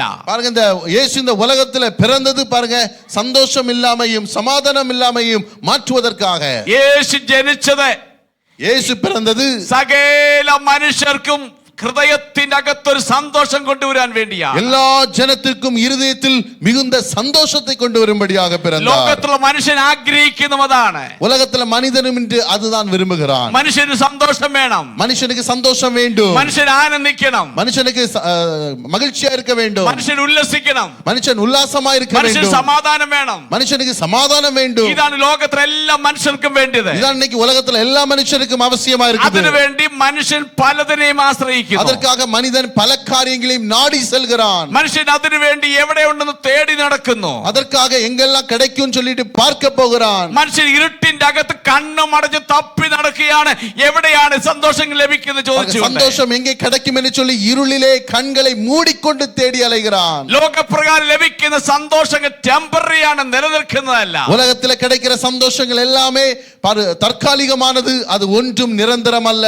സമാധാനം ഉണ്ടാക്കുവാൻ വേണ്ടി മനുഷ്യർ മയക്കുമരുന്നുകൾ ആശ്രയിക്കുന്നു. சந்தோஷத்திற்காக அவர்கள் மயக்க மருந்தை நாடுகிறார்கள். മനുഷ്യൻ മദ്യത്തിന് അടിമയായി തീരുന്നു. மதுபானத்துக்கு அடிமையாக மாறுகிறார்கள். മനുഷ്യൻ ജഡിക ഉല്ലാസങ്ങൾക്ക് അടിമയായി തീരുന്നു. மனிதன் பலவிதமான மாம்சீக இச்சைகளுக்கு உட்படுகிறார்கள். ആ നിലയിലേക്ക് ലോകം ഇങ്ങനെ ഓടി നടക്കുകയാണ്. அந்த நிலைக்கு உலகம் இவ்வாறாக ஓடி தேடி செல்கிறது. മനുഷ്യൻ സാധാരണ പറയാറുണ്ട്, இவ்வாறாக மனிதர்கள் சொல்வார்கள், ഒരു നല്ല വീടുണ്ടെങ്കിൽ, ஒரு நல்ல வீடு இருந்துச்சுன்னா, ഒരു നല്ല ജോലി കിട്ടിയാൽ, ஒரு நல்ல வேலை இருந்துச்சுன்னா, നല്ലൊരു വാഹനം ഉണ്ടെങ്കിൽ, நல்ல வண்டி இருந்தா ജീവിതം സമാധാനമാണ്. பாருங்க, வாழ்க்கை சமாதானமா இருக்கும், ജീവിതം സന്തോഷമാണ്, வாழ்க்கை சந்தோஷமா இருக்கும். അതുകൊണ്ട് മനുഷ്യൻ அதனால மனுஷன் എങ്ങനെയും കഷ്ടപ്പെട്ട് വീടുണ്ടാക്കും. கஷ்டப்பட்டு ஒரு வீடை கட்டுவான். അവന്റെ അടുത്ത ആഗ്രഹം നല്ലൊരു വാഹനം വേണം. அடுத்ததாக அவனுக்கு ஒரு நல்ல வாகனம் வண்டி வேணும். ഇതോടൊപ്പം അവൻ കാര്യങ്ങൾ സമ്പാദിക്കണം. இதனால பாருங்க அவனுக்கு சில காரியங்களை சம்பாதிக்க ജോലി സമ്പാദിക്കുന്നു, நல்ல வேலை கிடைக்குது. അവൻ ചിന്തിച്ചിരിക്കുന്നതെല്ലാം എന്റെ കയ്യിൽ കിട്ടുമ്പോൾ ഞാൻ സന്തോഷവാനായി. அவன் நினைக்கிறான் எனக்கு கிடைக்க நான் நினைக்கிறதெல்லாம் என் கையில வந்துச்சுன்னா நான் சந்தோஷமா இருப்பேன். അത് കിട്ടിയവരോട് ചോദിച്ചു നോക്കണം. பாருங்க அது கிடைச்சவங்கள்ட்ட பார்த்து நீங்க கேளுங்க. അവര് പറയും ഒരു സമാധാനമില്ല. அவங்கள பார்த்து நீங்க கேட்டாங்க அவங்க சொல்லுவாங்க ஒரு சமாதானமும் இல்ல. അംബാനിയും പറയും ഇനിയും കുറച്ചുകൂടി നേടാനുണ്ട്. அம்பானியும் சொல்வாரு இன்னும் எனக்கு கொஞ்சம் கூட வேணும். ഒന്നും ആയിട്ടില്ല. இதனால ஒன்னும் பத்த ഞാൻ மாட்டேங்குது. പ്രതീക്ഷിക്കുന്ന മക്കൾക്ക് വേണ്ടി ഒന്നും കരുതി അങ്ങോട്ട് വെച്ചിട്ടില്ല. பாருங்க நான் நினைச்ச மாதிரி என் பிள்ளைங்களுக்கு ஒன்னும் சேர்த்து வைக்க முடியல. മനുഷ്യങ്ങൾ ഓടുകയാ.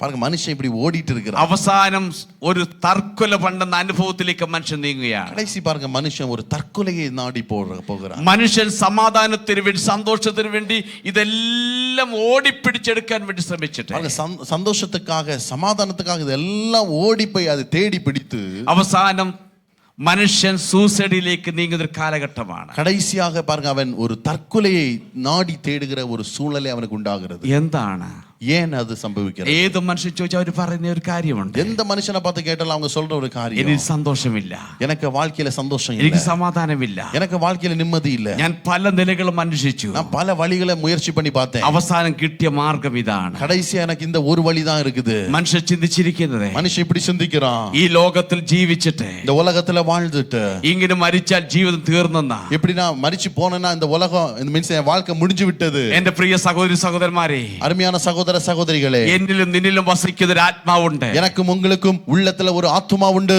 വിശ്വസിക്കുന്നുണ്ടോ? எத்தனை பேர் அதை நம்புறீங்க? നിങ്ങളുടെ ആത്മാവുണ്ടെന്ന് വിശ്വസിക്കുന്നു. உங்களுக்கு உள்ள ஒரு ஆத்துமா உண்டு, ஆன்மா உண்டு. ഉണ്ടോ ഇല്ലയോ? உண்டா இல்லையா?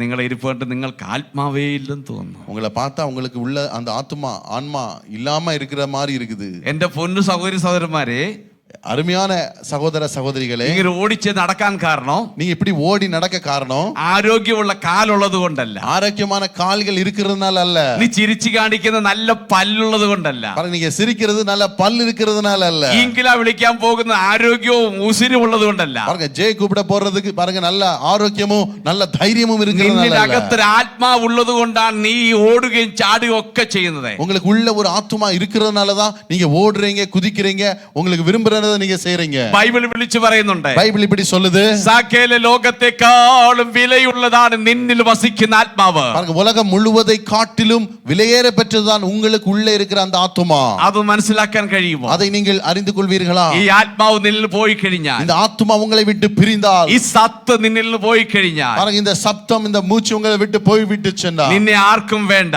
அப்புறம் உங்களை யாருக்கும் வேணாம். മാക്സിമം 24 hours, மேக்ஸிமம் 24 மணி நேரம். അതിനപ്പുറം அதுக்கு அப்புறம் നിന്നെ എവിടെങ്കിലും കൊണ്ട് പുതയ്ക്കും. உங்களை எங்கேயாவது கொண்டு புதைப்பாங்க.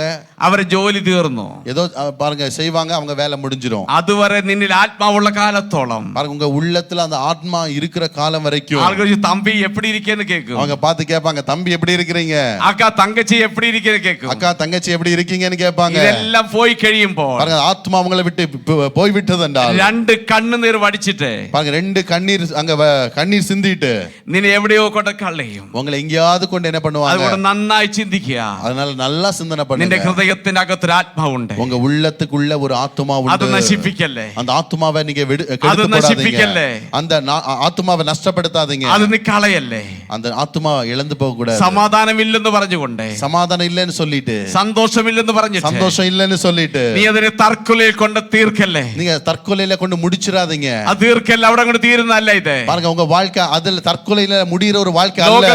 ലോകത്തിൽ എത്രയെല്ലാം നേടിയാലും, பாருங்க ലോകത്തിൽ എന്തെല്ലാം നേടിയെടുത്താലും, உலகத்துல நீங்க என்னதான் சம்பாதிச்சாலும் ഈ ആത്മാവിനെ വാങ്ങുവാൻ ഒരു മാർക്കറ്റിലും കിട്ടത്തില്ല. இந்த ஆத்மாவை திரும்பி வாங்குறதுக்கு எந்த மார்க்கெட்லயும் போய் வாங்க முடியாது. இந்த மெடிக்கல் மார்க்கெட்டில் ஏது அவயவம் டிரான்ஸ்பிளான்ட் ചെയ്യാം. பாருங்க இன்னைக்கு மெடிக்கல் ஃபீல்ட்ல எந்த சரீர உறுப்பையும் மாற்றி கொடுக்கலாம், மாற்றி செய்யலாம். എന്നാൽ ഈ ആത്മാവിനെ ട്രാൻസ്പ്ലാന്റ് ചെയ്യാൻ ഒക്കത്തില്ല. ஆனா பாருங்க ஆத்மாவை யாரும் என்ன பண்ண முடியாது, டிரான்ஸ்ஃபர் பண்ண முடியாது. എന്നാൽ ഓർത്ത് അത്ര മാത്രം വിലയുള്ളതാണ് ആത്മാവ്. அந்த அளவுக்கு விலையேற பெற்றதான் ஒரு மனுஷனுக்கு உள்ள இருக்கிற ஆத்துமா. ഈ ആത്മാവിനെ കളയരുതേ. இந்த ஆத்துமாவை நீங்க நஷ்டப்படுத்த അത് വലുതാണ്, அது பெருசு, മുഴു ലോകത്തെക്കാളും വിലയുള്ളതാണ്. முழு உலகத்தை காட்டிலும் விலையேற பெற்றது. നിനക്ക് സമാധാനമില്ലെന്നിരിക്കാം, உங்களுக்கு சமாதானம் இல்லாம இருக்கலாம், സന്തോഷമില്ലെന്നിരിക്കാം, சந்தோஷம் இல்லாம இருக்கலாம், ഒരു ജീവിതം ഒരു നല്ല യാത്രയല്ലായിരിക്കാം, உங்க வாழ்க்கை பாருங்க ஒரு நல்ல നല്ല പ്രയാണമല്ല, ஒரு வாழ்க்கை நல்ல பிரயாணமா இருக்கலாம்.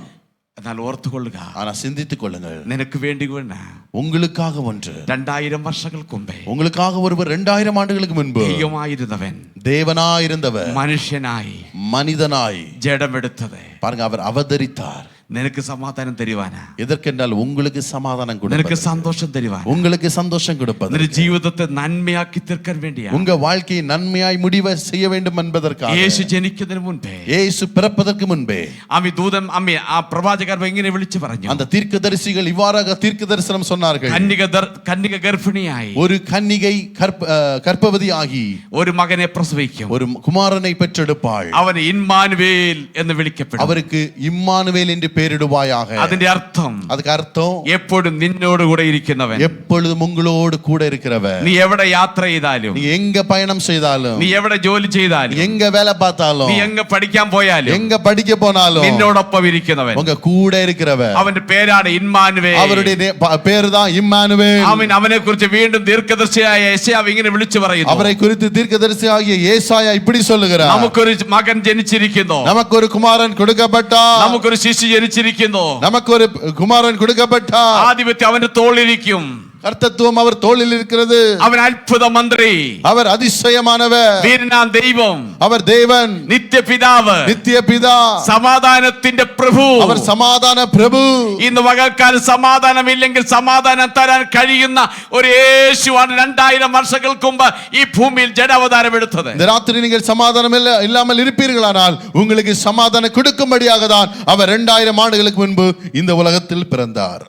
ഞാൻ വാക്കുകൾ അവസാനിപ്പിക്കാൻ വേണ്ടി പോവുകയാണ്. நான் என்னுடைய வார்த்தைகளை நிறைவு செய்ய போகிறேன். ഈ ലോകത്തിലെ മറ്റു മനുഷ്യൻ ജനിച്ചതുപോലെയല്ല യേശു ജനിച്ചത്. இந்த உலகத்துல மற்ற மனிதர்கள் பிறந்தது போல அல்ல இயேசு பிறந்தது. വ്യത്യസ്തമായിട്ടാണ്, மிகவும் வித்தியாசமாக. അവന്റെ ജന്മം മാത്രമല്ല, அவருக்கு பிறப்பு மாத்திரமல்ல, അവന്റെ ജീവിതം എടുത്തു നോക്കിയാൽ, அவருடைய வாழ்க்கையை நாம் பார்த்தால், അവന്റെ മരണം നോക്കിയാൽ, அவருடைய மரணத்தை நாம் பார்த்தால், അവനെ ക്രൂശിച്ചു നോക്കിയാൽ, அவரை நாம் கவனமாய் பார்த்தால், അവനെ അടക്കം ചെയ്തു നോക്കിയാൽ, அவர் சிலுவையில் அறைந்ததை பார்த்தால், அடக்கம் பண்ணப்பட்டதை എല്ലാം பார்த்தால், വ്യത്യസ്തമാണ്. எல்லாமே வித்தியாசமாய். അവനൊപ്പം പറയുവാൻ ആരുമില്ല, அவரோடு கூட துல்லியமாய் சொல்வதற்கு யாரும் இல்லை, അവനെ പോലെ ആരാധ്യരാരുമില്ല, அவரை போல ஒருவர் வேறு ஒருவரும் இல்லை. എത്ര പേർക്ക് പറയാൻ കഴിയും? எத்தனை பேர் சொல்ல முடியும்? നിന്റെ ഹൃദയത്തിൽ ഒരു ആത്മാവുണ്ട്, உங்க உள்ளத்துல இருதயத்துல ஒரு ஆத்மா இருக்குது, അതിനെ കളയല്ലേ, அந்த ஆத்மாவை நஷ்டப்படுத்தாதீங்க. അത് പോയി കഴിഞ്ഞാൽ നിന്നെ ആർക്കും വേണ്ട. அந்த ஆத்மா உங்களை விட்டு எடுக்கப்பட்டுச்சுன்னா உங்களை யாருக்கும் வேண்டாம். അത് നിലനിൽക്കണമെങ്കിൽ, அந்த ஆத்மாவை நீங்க ஒரு விலை போட்டீங்கன்னா, അതിന് സമാധാനം നിനക്ക് ലഭിക്കണമെങ്കിൽ, அந்த ஆத்மால ஒரு சமாதானம் உங்களுக்கு கிடைக்கணும், സന്തോഷം വേണമെങ്കിൽ, சந்தோஷம் வேண்டுமானால் യേശുവിനെ ഒന്ന് ഓർക്കാമോ? இயேசுவை நீங்க நினைச்சு பாப்பீங்களா? യേശുവിനെ ഒന്ന് ഓർക്കാമോ? இயேசுவை நினைச்சு பார்த்தா போதும். നീ നിന്റേതായിരിക്കും സമ്പാദ്യങ്ങളൊന്നും കൊണ്ട് കൊടുക്കണ്ട, உங்கள் கையில இருக்கிற பணமோ சம்பாத்தியங்களோ எதுவும் நீங்க அவருக்கு வேண்டாம். നിന്റെ ശരീരം കീറി മുറിച്ച് രക്തം ഒന്നും കൊടുക്കണ്ട, உங்க சரீரத்தை நீங்க கீறி ரத்தத்தை சிந்த வேண்டிய அவசியம் இல்ல. നിന്റെ ശരീരത്തെ നീ വെറുതെ കുത്തി മുറിവേൽക്കണ്ട, உங்க சரீரத்தை நீங்க வீணாக காயப்படுத்த வேண்டாம். നീ നിന്നെ തന്നെ നശിപ്പിക്കണ്ട, நீங்க உங்களே காயப்படுத்த வேண்டாம். നിനക്ക് തന്ന നല്ല ശരീരം നീ കുത്തി നശിപ്പിക്കാനുള്ളത്. உங்களுக்கு கர்த்தர் கொடுத்த நல்ல சரீரத்தை நீங்க அதை கீறி காயப்படுத்த வேண்டாம். ഒന്നും നീ ചെയ്യണ്ട, எதுவுமே செய்ய வேணாம். നിന്റെ അരികിൽ ആ യേശു വന്നിട്ടുണ്ട്. உங்க பக்கத்துல அந்த இயேசு வந்திருக்கிறார். ഞാൻ വിശ്വസിക്കുന്നു, நான் நம்புறேன். ദൈവദാസൻ വിശ്വസിക്കുന്നു, கர்த்தருடைய ஊழியக்காரர் ഇവിടേക്കുന്ന நம்புகிறார். മക്കൾ ദൈവമക്കൾ വിശ്വസിക്കുന്നു, இருக்கிற கர்த்தருடைய பிள்ளைகள் நம்புகிறார்கள். യേശു ഇവിടെ വന്നിട്ടുണ്ട്, இயேசு நம் நடுவில் இருக்கிறார். യേശു ഇവിടെ വന്നിട്ടുണ്ട്. இயேசு நம் நடுவில் ഒന്ന് இருக்கிறார். വിശ്വസിക്കാമോ? நீங்க ஒன்னு நம்பலாமா? നിന്റെ അരികിൽ യേശു വന്നിട്ടുണ്ട്. உங்க அருகில இயேசு இருக்கிறார். അവൻ ഇമ്മാനുവേലാണ്, அவருக்கு பேர் இம்மானுவேல். അവൻ നിന്റെ അരികിൽ വന്നിട്ടുണ്ട്. அவர் உங்கள் அருகில் നിനക്ക് வந்திருக்கிறார். സമാധാനം തരുവാ, உங்களுக்கு சமாதானம் നിനക്ക് கொடுக்கும். സന്തോഷം തരുവാ, உங்களுக்கு சந்தோஷம் നിന്റെ ജീവിതത്തെ கொடுக்கும். ഒന്ന് മാറ്റിമറിക്കുവാൻ, உங்கள் வாழ்க்கையை ஒன்று மாற்றி അതൊന്ന് அமைப்பதற்காக, മാറ്റുവാൻ, உங்கள் வாழ்க்கையை ആ மாற்றுவதற்காக, ഇരുണ്ട അവസ്ഥയിൽ നിന്ന് വെളിച്ചത്തിലേക്ക് നിന്നെ കൊണ്ടുവരുവാൻ இருளின் அனுபவத்திலிருந்து உங்களை ஒரு வெளிச்சத்தில் கொண்டு வருவதற்கு അവനിവിടെ വന്നിട്ടുണ്ട്. அவர் நம் நடுவில் வந்திருக்கிறார். ഇവിടെ വന്നിരിക്കുന്ന പല ദൈവ മക്കളും ഉണ്ട്. இங்க வந்திருக்கிற பல கர்த்தருடைய பிள்ளைகள் இருக்கிறீர்கள். അവിടെ മൂഞ്ചി ഒന്ന് പാത്തു നോക്കിയാൽ அவர்களுடைய முகத்தை நீங்க பாத்தீங்கன்னா എത്ര പ്രശ്നമാണെന്നറിയാമോ? எவ்வளவு பிரச்சனை தெரியுமா? അവർക്ക് കടഭാരമില്ലാഞ്ഞിട്ടല്ല, ஏன் அவங்களுக்கு கடன் பிரச்சனை இருக்கா? വീടുണ്ടായിട്ടല്ല, அவங்களுக்கு பிரச்சனை இல்லையா? വണ്ടി ഉണ്ടായിട്ടല്ല, அவங்களுக்கு வண்டி இருக்கிறதுனால அல்ல. അവരുടെ ഹൃദയത്തിന്റെ അകത്ത്, அவங்க உள்ளத்துல അവർ തർക്കല പണ്ണാൻ പോയപ്പോ, அவங்க தற்கொலை செய்ய போன போது യേശുവിനെ എവിടെ വെച്ച് കണ്ടുമുട്ടി? அவர்கள் இயேசுவை கண்டு கொண்டார்கள். യേശു അവരുടെ ഹൃദയത്തിനകത്തായി. இயேசுவை அவர்கள் உள்ளத்தில் അതിന്റെ സന്തോഷമാണ് ஏற்றுக்கொண்டார்கள். ഈ മുഖത്ത് കാണുന്ന മൊത്തം. அந்த சந்தோஷம் தான் கர்த்தருடைய பிள்ளைகளுடைய முகத்தை நீங்க നിനക്ക് பாக்குறீங்க. ആ സന്തോഷം വേണോ? உங்களுக்கு அந்த சந்தோஷம் ആ வேண்டுமா? സന്തോഷം വേണോ? அந்த சந்தோஷம் നീ வேண்டுமா? എത്ര നാൾ ഇങ്ങനെ ഓടും? எவ்வளவு நாள் ஓடுவீங்க? സമാധാനമില്ല എത്ര നാൾ ഓടും? சமாதானம் இல்லாம எவ்வளவு நாள் ஓடுவீங்க? എങ്ങനെയെങ്കിലും ഇവിടെ പറഞ്ഞത് മുമ്പേ ഒരു സ്കിറ്റ് നടത്തി എങ്ങനെയെങ്കിലും ജീവിതം നശിപ്പിക്കാം എന്ന് നീ എത്ര വട്ടം ஒரு ചിന്തിച്ചിട്ടുണ്ടായിരിക്കാം. கொரியோகிராஃபி காமிச்சாங்க பாருங்க, அது எப்படியாவது வாழ்க்கையை முடிச்சா போதும்னு நினைச்சாங்க. അങ്ങനെ നശിപ്പിക്കാനുള്ളതല്ല. அப்படி அல்ல, வாழ்க்கையை பாருங்க இழந்து விடக்கூடாது, அழித்து விடக்கூடாது. ഒരു വലിയ ജീവിതം നിനക്കുണ്ട്. ஒரு பெரிய வாழ்க்கை உங்களுக்கு இருக்குது. നമ്മുടെ കണ്ണുകളെല്ലാം നടക്കാം. நம்முடைய கண்களை மூடுவோமா? எல்லாரும் நம்முடைய கண்களை மூடுவோம். നിന്റെ ഹൃദയത്തിനകത്ത് உங்க உள்ளத்திற்குள்ளே യേശു വന്നാൽ, இயேசு வந்தால் നിനക്ക് സമാധാനം തരും. உங்களுக்கு அவர் சமாதானம் கொடுப்பார், സന്തോഷം തരും, சந்தோஷம் கொடுப்பார். നിന്റെ ജീവിതത്തെ മാറ്റിമറിക്കും. உங்க வாழ்க்கையை அவர் மாற்றி அமைப்பார். എത്ര പേര് ഇത് ആഗ്രഹിക്കുന്നു? எத்தனை பேர் அதை விரும்புறீங்க? കർത്താവ്, എനിക്ക് ആ യേശുവിനെ വേണം, எனக்கு அந்த இயேசு வேண்டும், എനിക്ക് ആ യേശുവിനെ ഒന്ന് വേണം. எனக்கு அந்த இயேசு வேண்டும். അവൻ എന്റെ അരികിൽ വന്നിട്ടുണ്ട്, அவர் என் அருகில் வந்திருக்கிறார், നിന്റെ അരികിൽ വന്നിട്ടുണ്ട്. உங்கள் அருகில் வந்திருக்கிறார். സഹോദരി, നീ ഇരിക്കുന്നത് മറ്റാർക്കും അറിയത്തില്ലെങ്കിലും നിന്റെ ആ ഹൃദയത്തിന്റെ അകത്ത് നിലവ് അവൻ അറിയാം. சகோதரி, உங்க பக்கத்துல வேற யாரும் இல்லைனாலும் நீங்க செல்லுகிற சூழ்நிலை அவர் அறிகிறார். സഹോദര, നിന്റെ ഹൃദയത്തിന്റെ അകത്ത് ചിന്താഗതികൾ അവൻ അറിയാം. சகோதரனே, உன் உள்ளத்தில் இருக்கிற சிந்தனைகளை அவர் அறிகிறார். അവൻ അറിയാത്ത ഒന്നുമില്ല. அவர் அறியாதது ஒன்றுமில்லை. നിന്നെ മാറ്റിമറിക്കാൻ ദൈവത്തിന് കഴിയും. உங்களை மாற்றி அமைக்க அவரால் முடியும். നിന്റെ കുടുംബത്തിന്റെ സ്ഥിതിക്ക് വ്യത്യാസം വരുത്താൻ കഴിയും. குடும்ப சூழ்நிலைக்கு ஒரு வித்தியாசத்தை உண்டாக்க அவரால் முடியும். യേശുവിനെ എത്ര പേർ ആഗ്രഹിക്കുന്നു? எத்தனை பேர் அந்த இயேசுவை நீங்க യേശുവേ, விரும்புறீங்க? നീ എന്നിൽ വരണമേ. இயேசுவே, என் உள்ளத்தில் நீர் வாரும், എന്റെ ഹൃദയത്തേക്ക് വരണമേ. என் இருதயத்துக்குள்ளே நீ வாரும். എന്റെ എത്ര നാളാ എന്റെ കുടുംബം ஆண்டவரே, இவ்வளவு நாளா என் குடும்பம் തകർച്ചയിലൂടെ പോയിക്കൊണ്ടിരിക്കുന്നു. பலவிதமான நிலையிலே அழிந்து கொண்டிருக்கிறது. സമാധാനമില്ലാത്ത അനുഭവത്തിലൂടെ, சமாதானம் இல்லாம என் வாழ்க்கை இருக்கிறது. സന്തോഷമില്ലാത്ത അനുഭവത്തിലൂടെ, சந்தோஷம் இல்லாத ஒரு அனுபவத்தில் இருக்கிறது. എനിക്ക് യേശുവിനെ വേണ്ട എത്ര പേർ അറിയാൻ எனக்கு இயேசு வேண்டும் எத்தனை பேர் விரும்புறீங்க? അവർ കരങ്ങൾ ഉയർത്തിപ്പിടിക്കാം. அப்படி விரும்புறங்க மாட்டோம், உங்க கரங்களை மேல தூக்கலாமா? நாங்க உங்களுக்காக ஜெபிக்க போகிறோம். 2000 വർഷങ്ങൾക്ക് മുമ്പ്, 2000 ஆண்டுகளுக்கு முன்பு നിനക്ക് വേണ്ടിയാണ് യേശു ജനിച്ചത്. உங்களுக்காக தான் இயேசு பிறந்தார். നിന്റെ പാപത്തെ മാറ്റുവാൻ, உங்கள் பாவத்தை மாற்றுவதற்கு, നിന്റെ രോഗത്തെ മാറ്റുവാൻ, உங்கள் வியாதியை மாற்றுவதற்கு, നിന്റേതായിരിക്കുന്ന ഹൃദയത്തെ നല്ലതാക്കി തീർക്കുവാൻ, உங்கள் இருதயத்தை நல்லதாய் மாற்றுவதற்கு, കെട്ട പഴക്കത്തിൽ നിന്നെ ഉദ്ധരിക്കുവാൻ, கெட்ட பழக்கத்தில் உங்களை மாற்றுவதற்கு, നിനക്ക് ഒരു മാറ്റം വരുത്തുവാൻ உங்கள் வாழ்க்கையில் ஒரு மாற்றத்தை கொண்டு வருவதற்கு യേശു വന്നു എന്ന് വിശ്വസിക്കാൻ കഴിയുമോ? இயேசு வந்தார் என்று உங்களால் விசுவாசிக்க முடியுமா? ഞങ്ങൾ നിങ്ങൾക്ക് വേണ്ടി പ്രാർത്ഥിക്കാൻ വേണ്ടി പോകുകയാണ്. உங்களுக்காக நான் பிரார்த்தனை செய்ய ആ போகிறேன். കരം ഉയർത്തി മാത്രം എഴുന്നേറ്റ് கை നിൽക്കാം. தூக்குனவங்க எல்லாம் தயவு செய்து எழுப்பி நிற்பீங்களா? ഞങ്ങൾ നിങ്ങൾക്ക് വേണ്ടി പ്രാർത്ഥിക്കാൻ വേണ്ടി உங்களுக்காக நாங்க ஜெபிக்க போகிறோம். Glory to Jesus. ஆண்டவருடைய சமூகத்தில் Glory to hallelujah. Jesus. Glory Lord. Hallelujah. പരിശുദ്ധനായ ഞങ്ങളുടെ കർത്താവേ, സ്വർഗീയ നല്ല പിതാവേ, பரிசுத்த ஆண்டவரே, பரலோகத்தின் பிதாவே, ഈ പ്രിയ ജനത്തെ ഞങ്ങൾ ഓർത്ത് പ്രാർത്ഥിക്കുന്നു. அருமையான மக்களை உம்முடைய திருக்கரத்தில் தருகிறோம். 2000 വർഷങ്ങൾക്ക് മുമ്പ് നിങ്ങളുടെ പാപങ്ങൾക്ക് വേണ്ടി മരിച്ചടക്കപ്പെട്ട് ഉയർത്തെഴുന്നേറ്റു. 2000 ആண்டுகள் முன்பாக எங்கள் பாவத்திற்காய் நீர் மரித்து அடக்கப்பட்டு உயிர் தெழுந்தீர். നീ ഞങ്ങൾക്ക് വേണ്ടി ഭൂമിയിൽ ജഡാവതാരം എടുത്തു. எங்களுக்காக இந்த பூமியிலே அவதரித்து மனிதனானீர். ലോകമെങ്ങും കൊണ്ടാടുമ്പോൾ, உலகம் எல்லாம் அதை கொண்டாடும் போது ഞങ്ങൾ അതെല്ലാം മാറ്റി വെച്ചിട്ട് நாங்கள் அந்த கொண்டாட்டங்களிலே அவைகளை மாற்றி வைத்து ഞങ്ങൾ നിന്റെ അരികിലേക്ക് അടുത്തു വരുന്നു. நாங்கள் உங்க சமூகத்திலே உங்களுக்கு அருகிலே நாங்கள் வருகிறோம். നീ ലോകത്തിൽ ജനിച്ച് സമാധാനം തരുവാൻ വേണ്ടിയാണ്. இந்த உலகத்திலே சமாதானம் கொடுக்கும்படியாக ஜனித்தவர் நீர். എനിക്കത് വേണം കർത്താവേ. எனக்கு அது வேண்டும் ஆண்டவரே. എന്റെ മേൽ ചൊരിയണമേ കർത്താവേ. என் மேல் அது வெளிப்படணும். എന്റെ കുടുംബത്തിന്മേൽ ചൊരിയണ என் കർത്താവേ. குடும்பத்தின் மேல் அது வெளிப்படணும். പലതരത്തിൽ കഷ്ടപ്പെടുന്നു പിതാവേ. ஆண்டவரே, பல நிலைகளிலே நான் கஷ்டப்படுகிறேன். കർത്താവേ, എന്റെ മേൽ നിന്റെ സമാധാനത്തെ നീ തരണം. என் மேல் உங்க சமாதானத்தை நீங்க கொடுங்க. നീ സമാധാനം തന്ന്, ஆண்டவரே, நீங்க சமாதானம் கொடுத்து അത് കൽപ്പിച്ചാക്കണമേ. அந்த சமாதானத்தை எங்க வாழ்க்கையில நிலைநிறுத்துங்க. അത് നിലനിൽക്കുവാൻ പിതാവ് കൃപ ചെയ്യണം. அவ்வாறே சம்பவிக்க ஆண்டவரே கிருபை செய்யுங்க. യേശു ക്രിസ്തുവിന്റെ നാമത്തിൽ തന്നെ. இயேசு கிறிஸ்துவின் நாமத்தில் தானே. ആമേൻ. ஆமென். ஆமென். ദൈവം നിങ്ങൾ എല്ലാവരെയും അനുഗ്രഹിക്കും. ஆண்டவர் தாமே உங்கள் அனைவரையும் ஆசீர்வதிப்பாராக. ആമേൻ. Thank you, John Uncle, for the wonderful message, and also thank you, Jebin Pastor Uncle. You translated it so that all were able to understand. Thank you. So next we have our choir team with another wonderful song.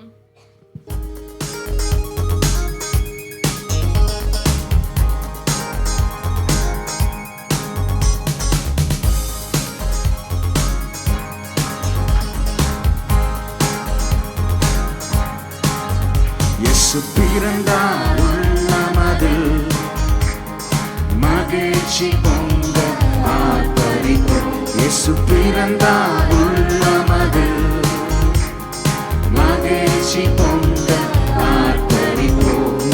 வெளிச்சம்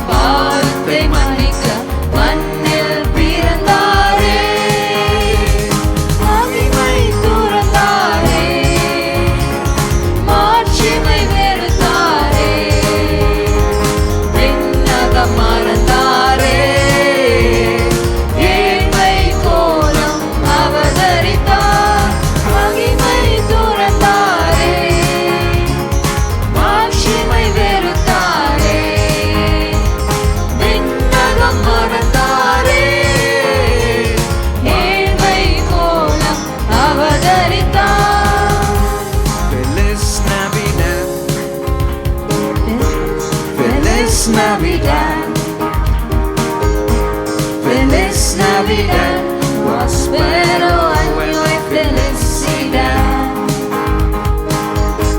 Feliz Navidad, Feliz Navidad, Feliz Navidad, prospero año y felicidad. We wanna wish you a Merry Christmas. We wanna wish you a Merry Christmas. We wanna wish you a Merry Christmas from the bottom of our heart. We wanna wish you a Merry Christmas. We wanna wish you a Merry Christmas. We wanna wish you a Merry Christmas from the bottom of our heart.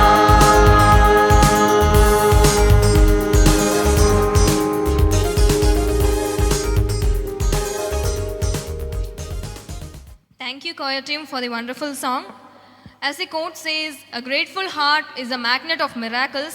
Next, we have our vote of thanks, and I call upon Jacinda auntie for that. ப்ரோக்ராம்லாம் முடிஞ்சதில் வருத்தம் இருக்கா, சந்தோஷம் இருக்கா? சீக்கிரமாக முடிச்சுட்டு வெளியே போகலான்னு நினைக்கிறீங்களா, இல்லை இன்னும் கொஞ்சம் நேரம் கூட இருக்கலாமா? இருக்கலாம், பட் எல்லாருக்கும் பசிச்சிருக்கோம், அதனால் நாங்கள் சாப்பாடு கொடுத்துட்றோம், சரிங்களா?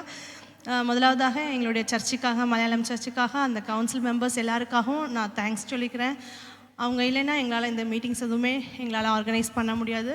முக்கியமாக எங்களுடைய சர்ச் மெம்பர்ஸ் ஒவ்வொருவருக்கும் நாங்கள் நன்றி செலுத்துகிறோம். அதே போல் எங்களுடைய பாஸ்டர் சிடி மேத்யூ பாஸ்டருக்காகவும் அவங்களுடைய ஃபேமிலிக்காகவும் நாங்கள் நன்றி செலுத்துகிறோம். அதே போல் எங்களுடைய ஜான் தாமஸ் பாஸ்டர் அவங்க ஃபேமிலிக்காக நாங்கள் நன்றி செலுத்துகிறோம்.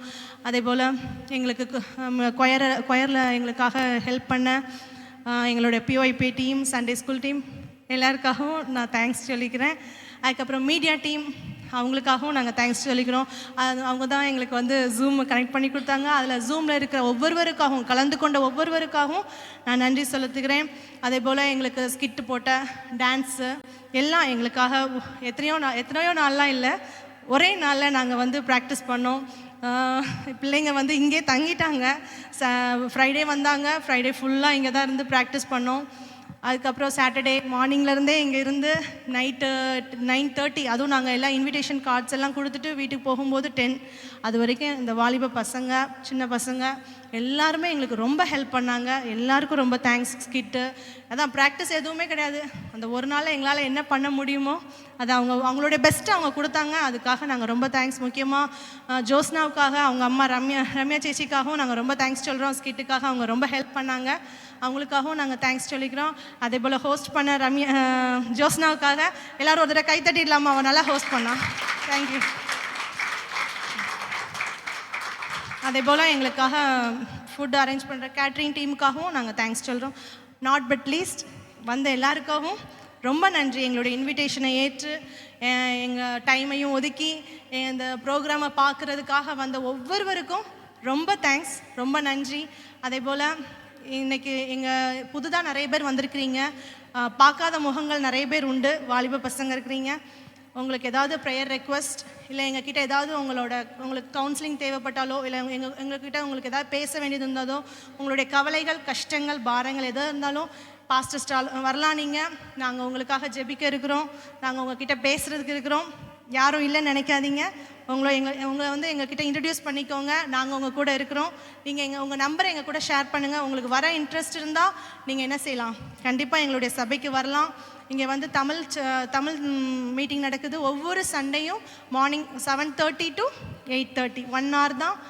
யாருக்கெல்லாம் முடியுமோ கண்டிப்பாக வரலாம். நீங்கள் தாராளமாக இந்த சர்ச் திறக்கப்பட்டிருக்குது, எப்போ வேணாலும் வரலாம். 7 o'clock to 8:30 யார் வேணாலும் வரலாம். நீங்கள் வந்து உங்களுக்கு ஏதாவது ப்ரேயர் ரெக்வஸ்ட் இருந்தால் கண்டிப்பாக அந்த இன்விடேஷன் கார்டில் எங்கள் நம்பர்ஸ் இருக்குது, நீங்கள் கால் பண்ணலாம், எங்ககிட்ட ப்ரேயர் ரெக்வஸ்ட் சொல்லலாம். அதே மாதிரி உங்களுக்கு இப்போ உங்களுக்கு ஏதாவது பேசணுன்னா எங்கள் பாஸ்டர்ஸ் அவைலபிளாக இருக்கிறாங்க, அவங்கக்கிட்ட ப்ரேயர் பண்ணிக்கோங்க, பேசுங்க. தேவன் தாமே உங்களுக்கு உதவி செய்வாராக. ஸோ ஜெசிந்தாண்டி சொன்னதில் வந்து அவங்க சொல்லாத சிலதை நான் சொல்கிறேன். ஆக்சுவலி ஜெசிந்தாண்டி தான் வந்து எல்லாத்துக்குமே பின்னாடி கோஆர்டினேட் பண்ணாங்க. அவங்க தான் வந்து எல்லாரையும் கூப்பிட்டு இந்தந்த ப்ரோக்ராம் வேணும், இதெல்லாம் பண்ணுங்கள், எதாவது பண்ண முடிஞ்ச அளவுக்கு நீங்கள் நல்லா பண்ணுங்கள். Even though we were running out of time, எங்களுக்கு வந்து ரொம்ப கம்மியான டைம் தான் இருந்தது. ஆஸ் ஷி டோல், ஒரு டே ப்ராக்டிஸ் தான். But still Jacintha aunty she took lot of efforts.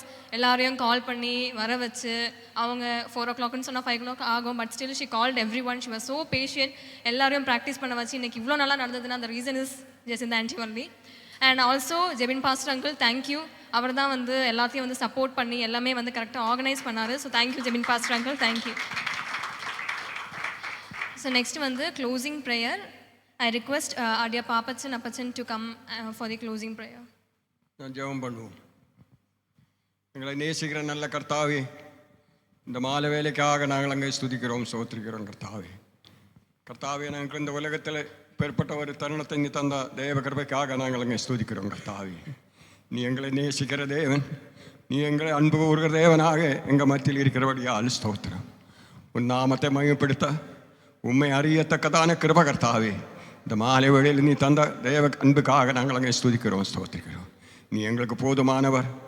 ஏது இக்கட்டு நேரத்திலும் கர்த்தாவே அங்கே கூப்பிடும் போது எங்களுக்காக நீ பரிதவிச்சு பேசுகிற ஒரு தேவன், உயரத்தில் எங்களுக்காக ஜீவிக்கிறபடியால் நாங்கள் அங்கே ஸ்துதிக்கிறோம். எங்கள் ஜீவனை மரணத்திலிருந்து விடுவிக்கிற தேவன், எங்களை காப்பாற்றுகிற தேவன், ஏது இக்கட்டு நேரத்தில் எங்கள் கர்த்தாவே எங்களை வழி நடத்தி அன்போடு தாங்கி நாங்கள் கொடுக்கிற ஒரு நல்ல தேவன் எங்களுக்காக இருக்கிறபடியால் நாங்கள் அங்கே ஸ்துதிக்கிறோம். தேவனோட கர்த்தாவே, பிறந்தநாள் கர்த்தாவே, உண்மை ஸ்துதிக்கும்படியாக கர்த்தாவே நீ எங்களுக்கு தந்த கிருபைக்காக நாங்கள் அங்கே ஸ்துதிக்கிறோம். கடந்து வந்த ஓரோ மக்களையும் நீ ஆசீர்வதி. உன்னை கிருபை கண்டவளை നിറയ്ക്കും കർത്താവേ. കുടുംബത്തെ നീ ആശ്രദിയും കർത്താവേ. അവരുടെ തേവകളെ നീ സന്ധിക്കുമ്പടിയാകെ സ്തോത്രം. എല്ലാ കഷ്ടങ്ങളിൽ നിന്നും എല്ലാ ഇക്കട്ടുകളിൽ നിന്നും കർത്താവ് വിടുവിച്ച് ഉണ്മയാകവേ അങ്ങേ അറിയുമ്പടിയാകെ ഉങ്ങ കർത്താവെ കണ്ടെത്തുമ്പടിയാകെ അവർ ഉള്ളത്തിലെ കർത്താവെ ക്രിസ്തു പിറക്കത്തക്കതാണ് കൃപ നീ അവർക്ക് ഉള്ളത്തിലെ കൊടുത്ത് അവരെ നീ ആശീർവാദമായി നടത്ത വേണ്ടുമായി കേൾക്കണം കർത്താവെ. നടത്തുന്ന ഓരോ പ്രോഗ്രാമും കർത്താവ് അനുഗ്രഹിച്ച് ആശീർവദിച്ചപടിയാൽ സ്തോത്രം. നീ എല്ലാവരെയും ആശീർവദിയും. உன்னோட கிருபையினால நிரப்பும் கர்த்தாவே. உண்மையாகவே அங்கே பின்பையாக அங்கே அறியும்படியாக உள்ள கிருபை நீ மீண்டும் அவர் கொடுத்து கர்த்தாவரை ஆசீர்வாதத்தோடு நடத்த வேண்டுமாய் கேட்கிறோம். திருநாமத்தை மகிமைப்படுத்தும் கிருபை மூடிக்கொள்ளும். பெறப்பட்ட ஒரு மீட்டிங் நடத்தத்தக்கான கிருபை நீ கொடுத்த தேவ அன்புக்காக ஸ்தோத்திரம். கர்த்தாவிന്റെ கரங்களிലേക്ക് எங்களை ஒப்படைக்கிறோம். எல்லா ஆசீர்வாதங்களாலும் நன்மைகளாலும் நிரப்பும். യേശു ക്രിസ്തുവിന്റെ നാമത്തിൽ കേൾக்கிறோம் നല്ല പിതാവേ. ആമേൻ. പിതാവായ ദൈവത്തിന്റെ സ്നേഹം, പുത്രനായ യേശു ക്രിസ്തുവിൻ്റെ കൃപ, പരിശുദ്ധ ആത്മാവിൻ്റെ നിരന്തരമായ കൂട്ടായ്മ, കാവൽ നാം എല്ലാവരോടും ഈ രാത്രിയിലെ യോഗത്തിൽ പങ്കെടുക്കുന്ന എല്ലാ പ്രിയപ്പെട്ടവരോടും ഇന്ന് കേൾക്കപ്പെട്ട തിരുവെഴുത്തിൻ്റെ സന്ദേശത്തോടും ഈ കൂട്ടായ്മയിലൂടെ എല്ലാവരുടെ മേലും പകരപ്പെടുമാറാകട്ടെ.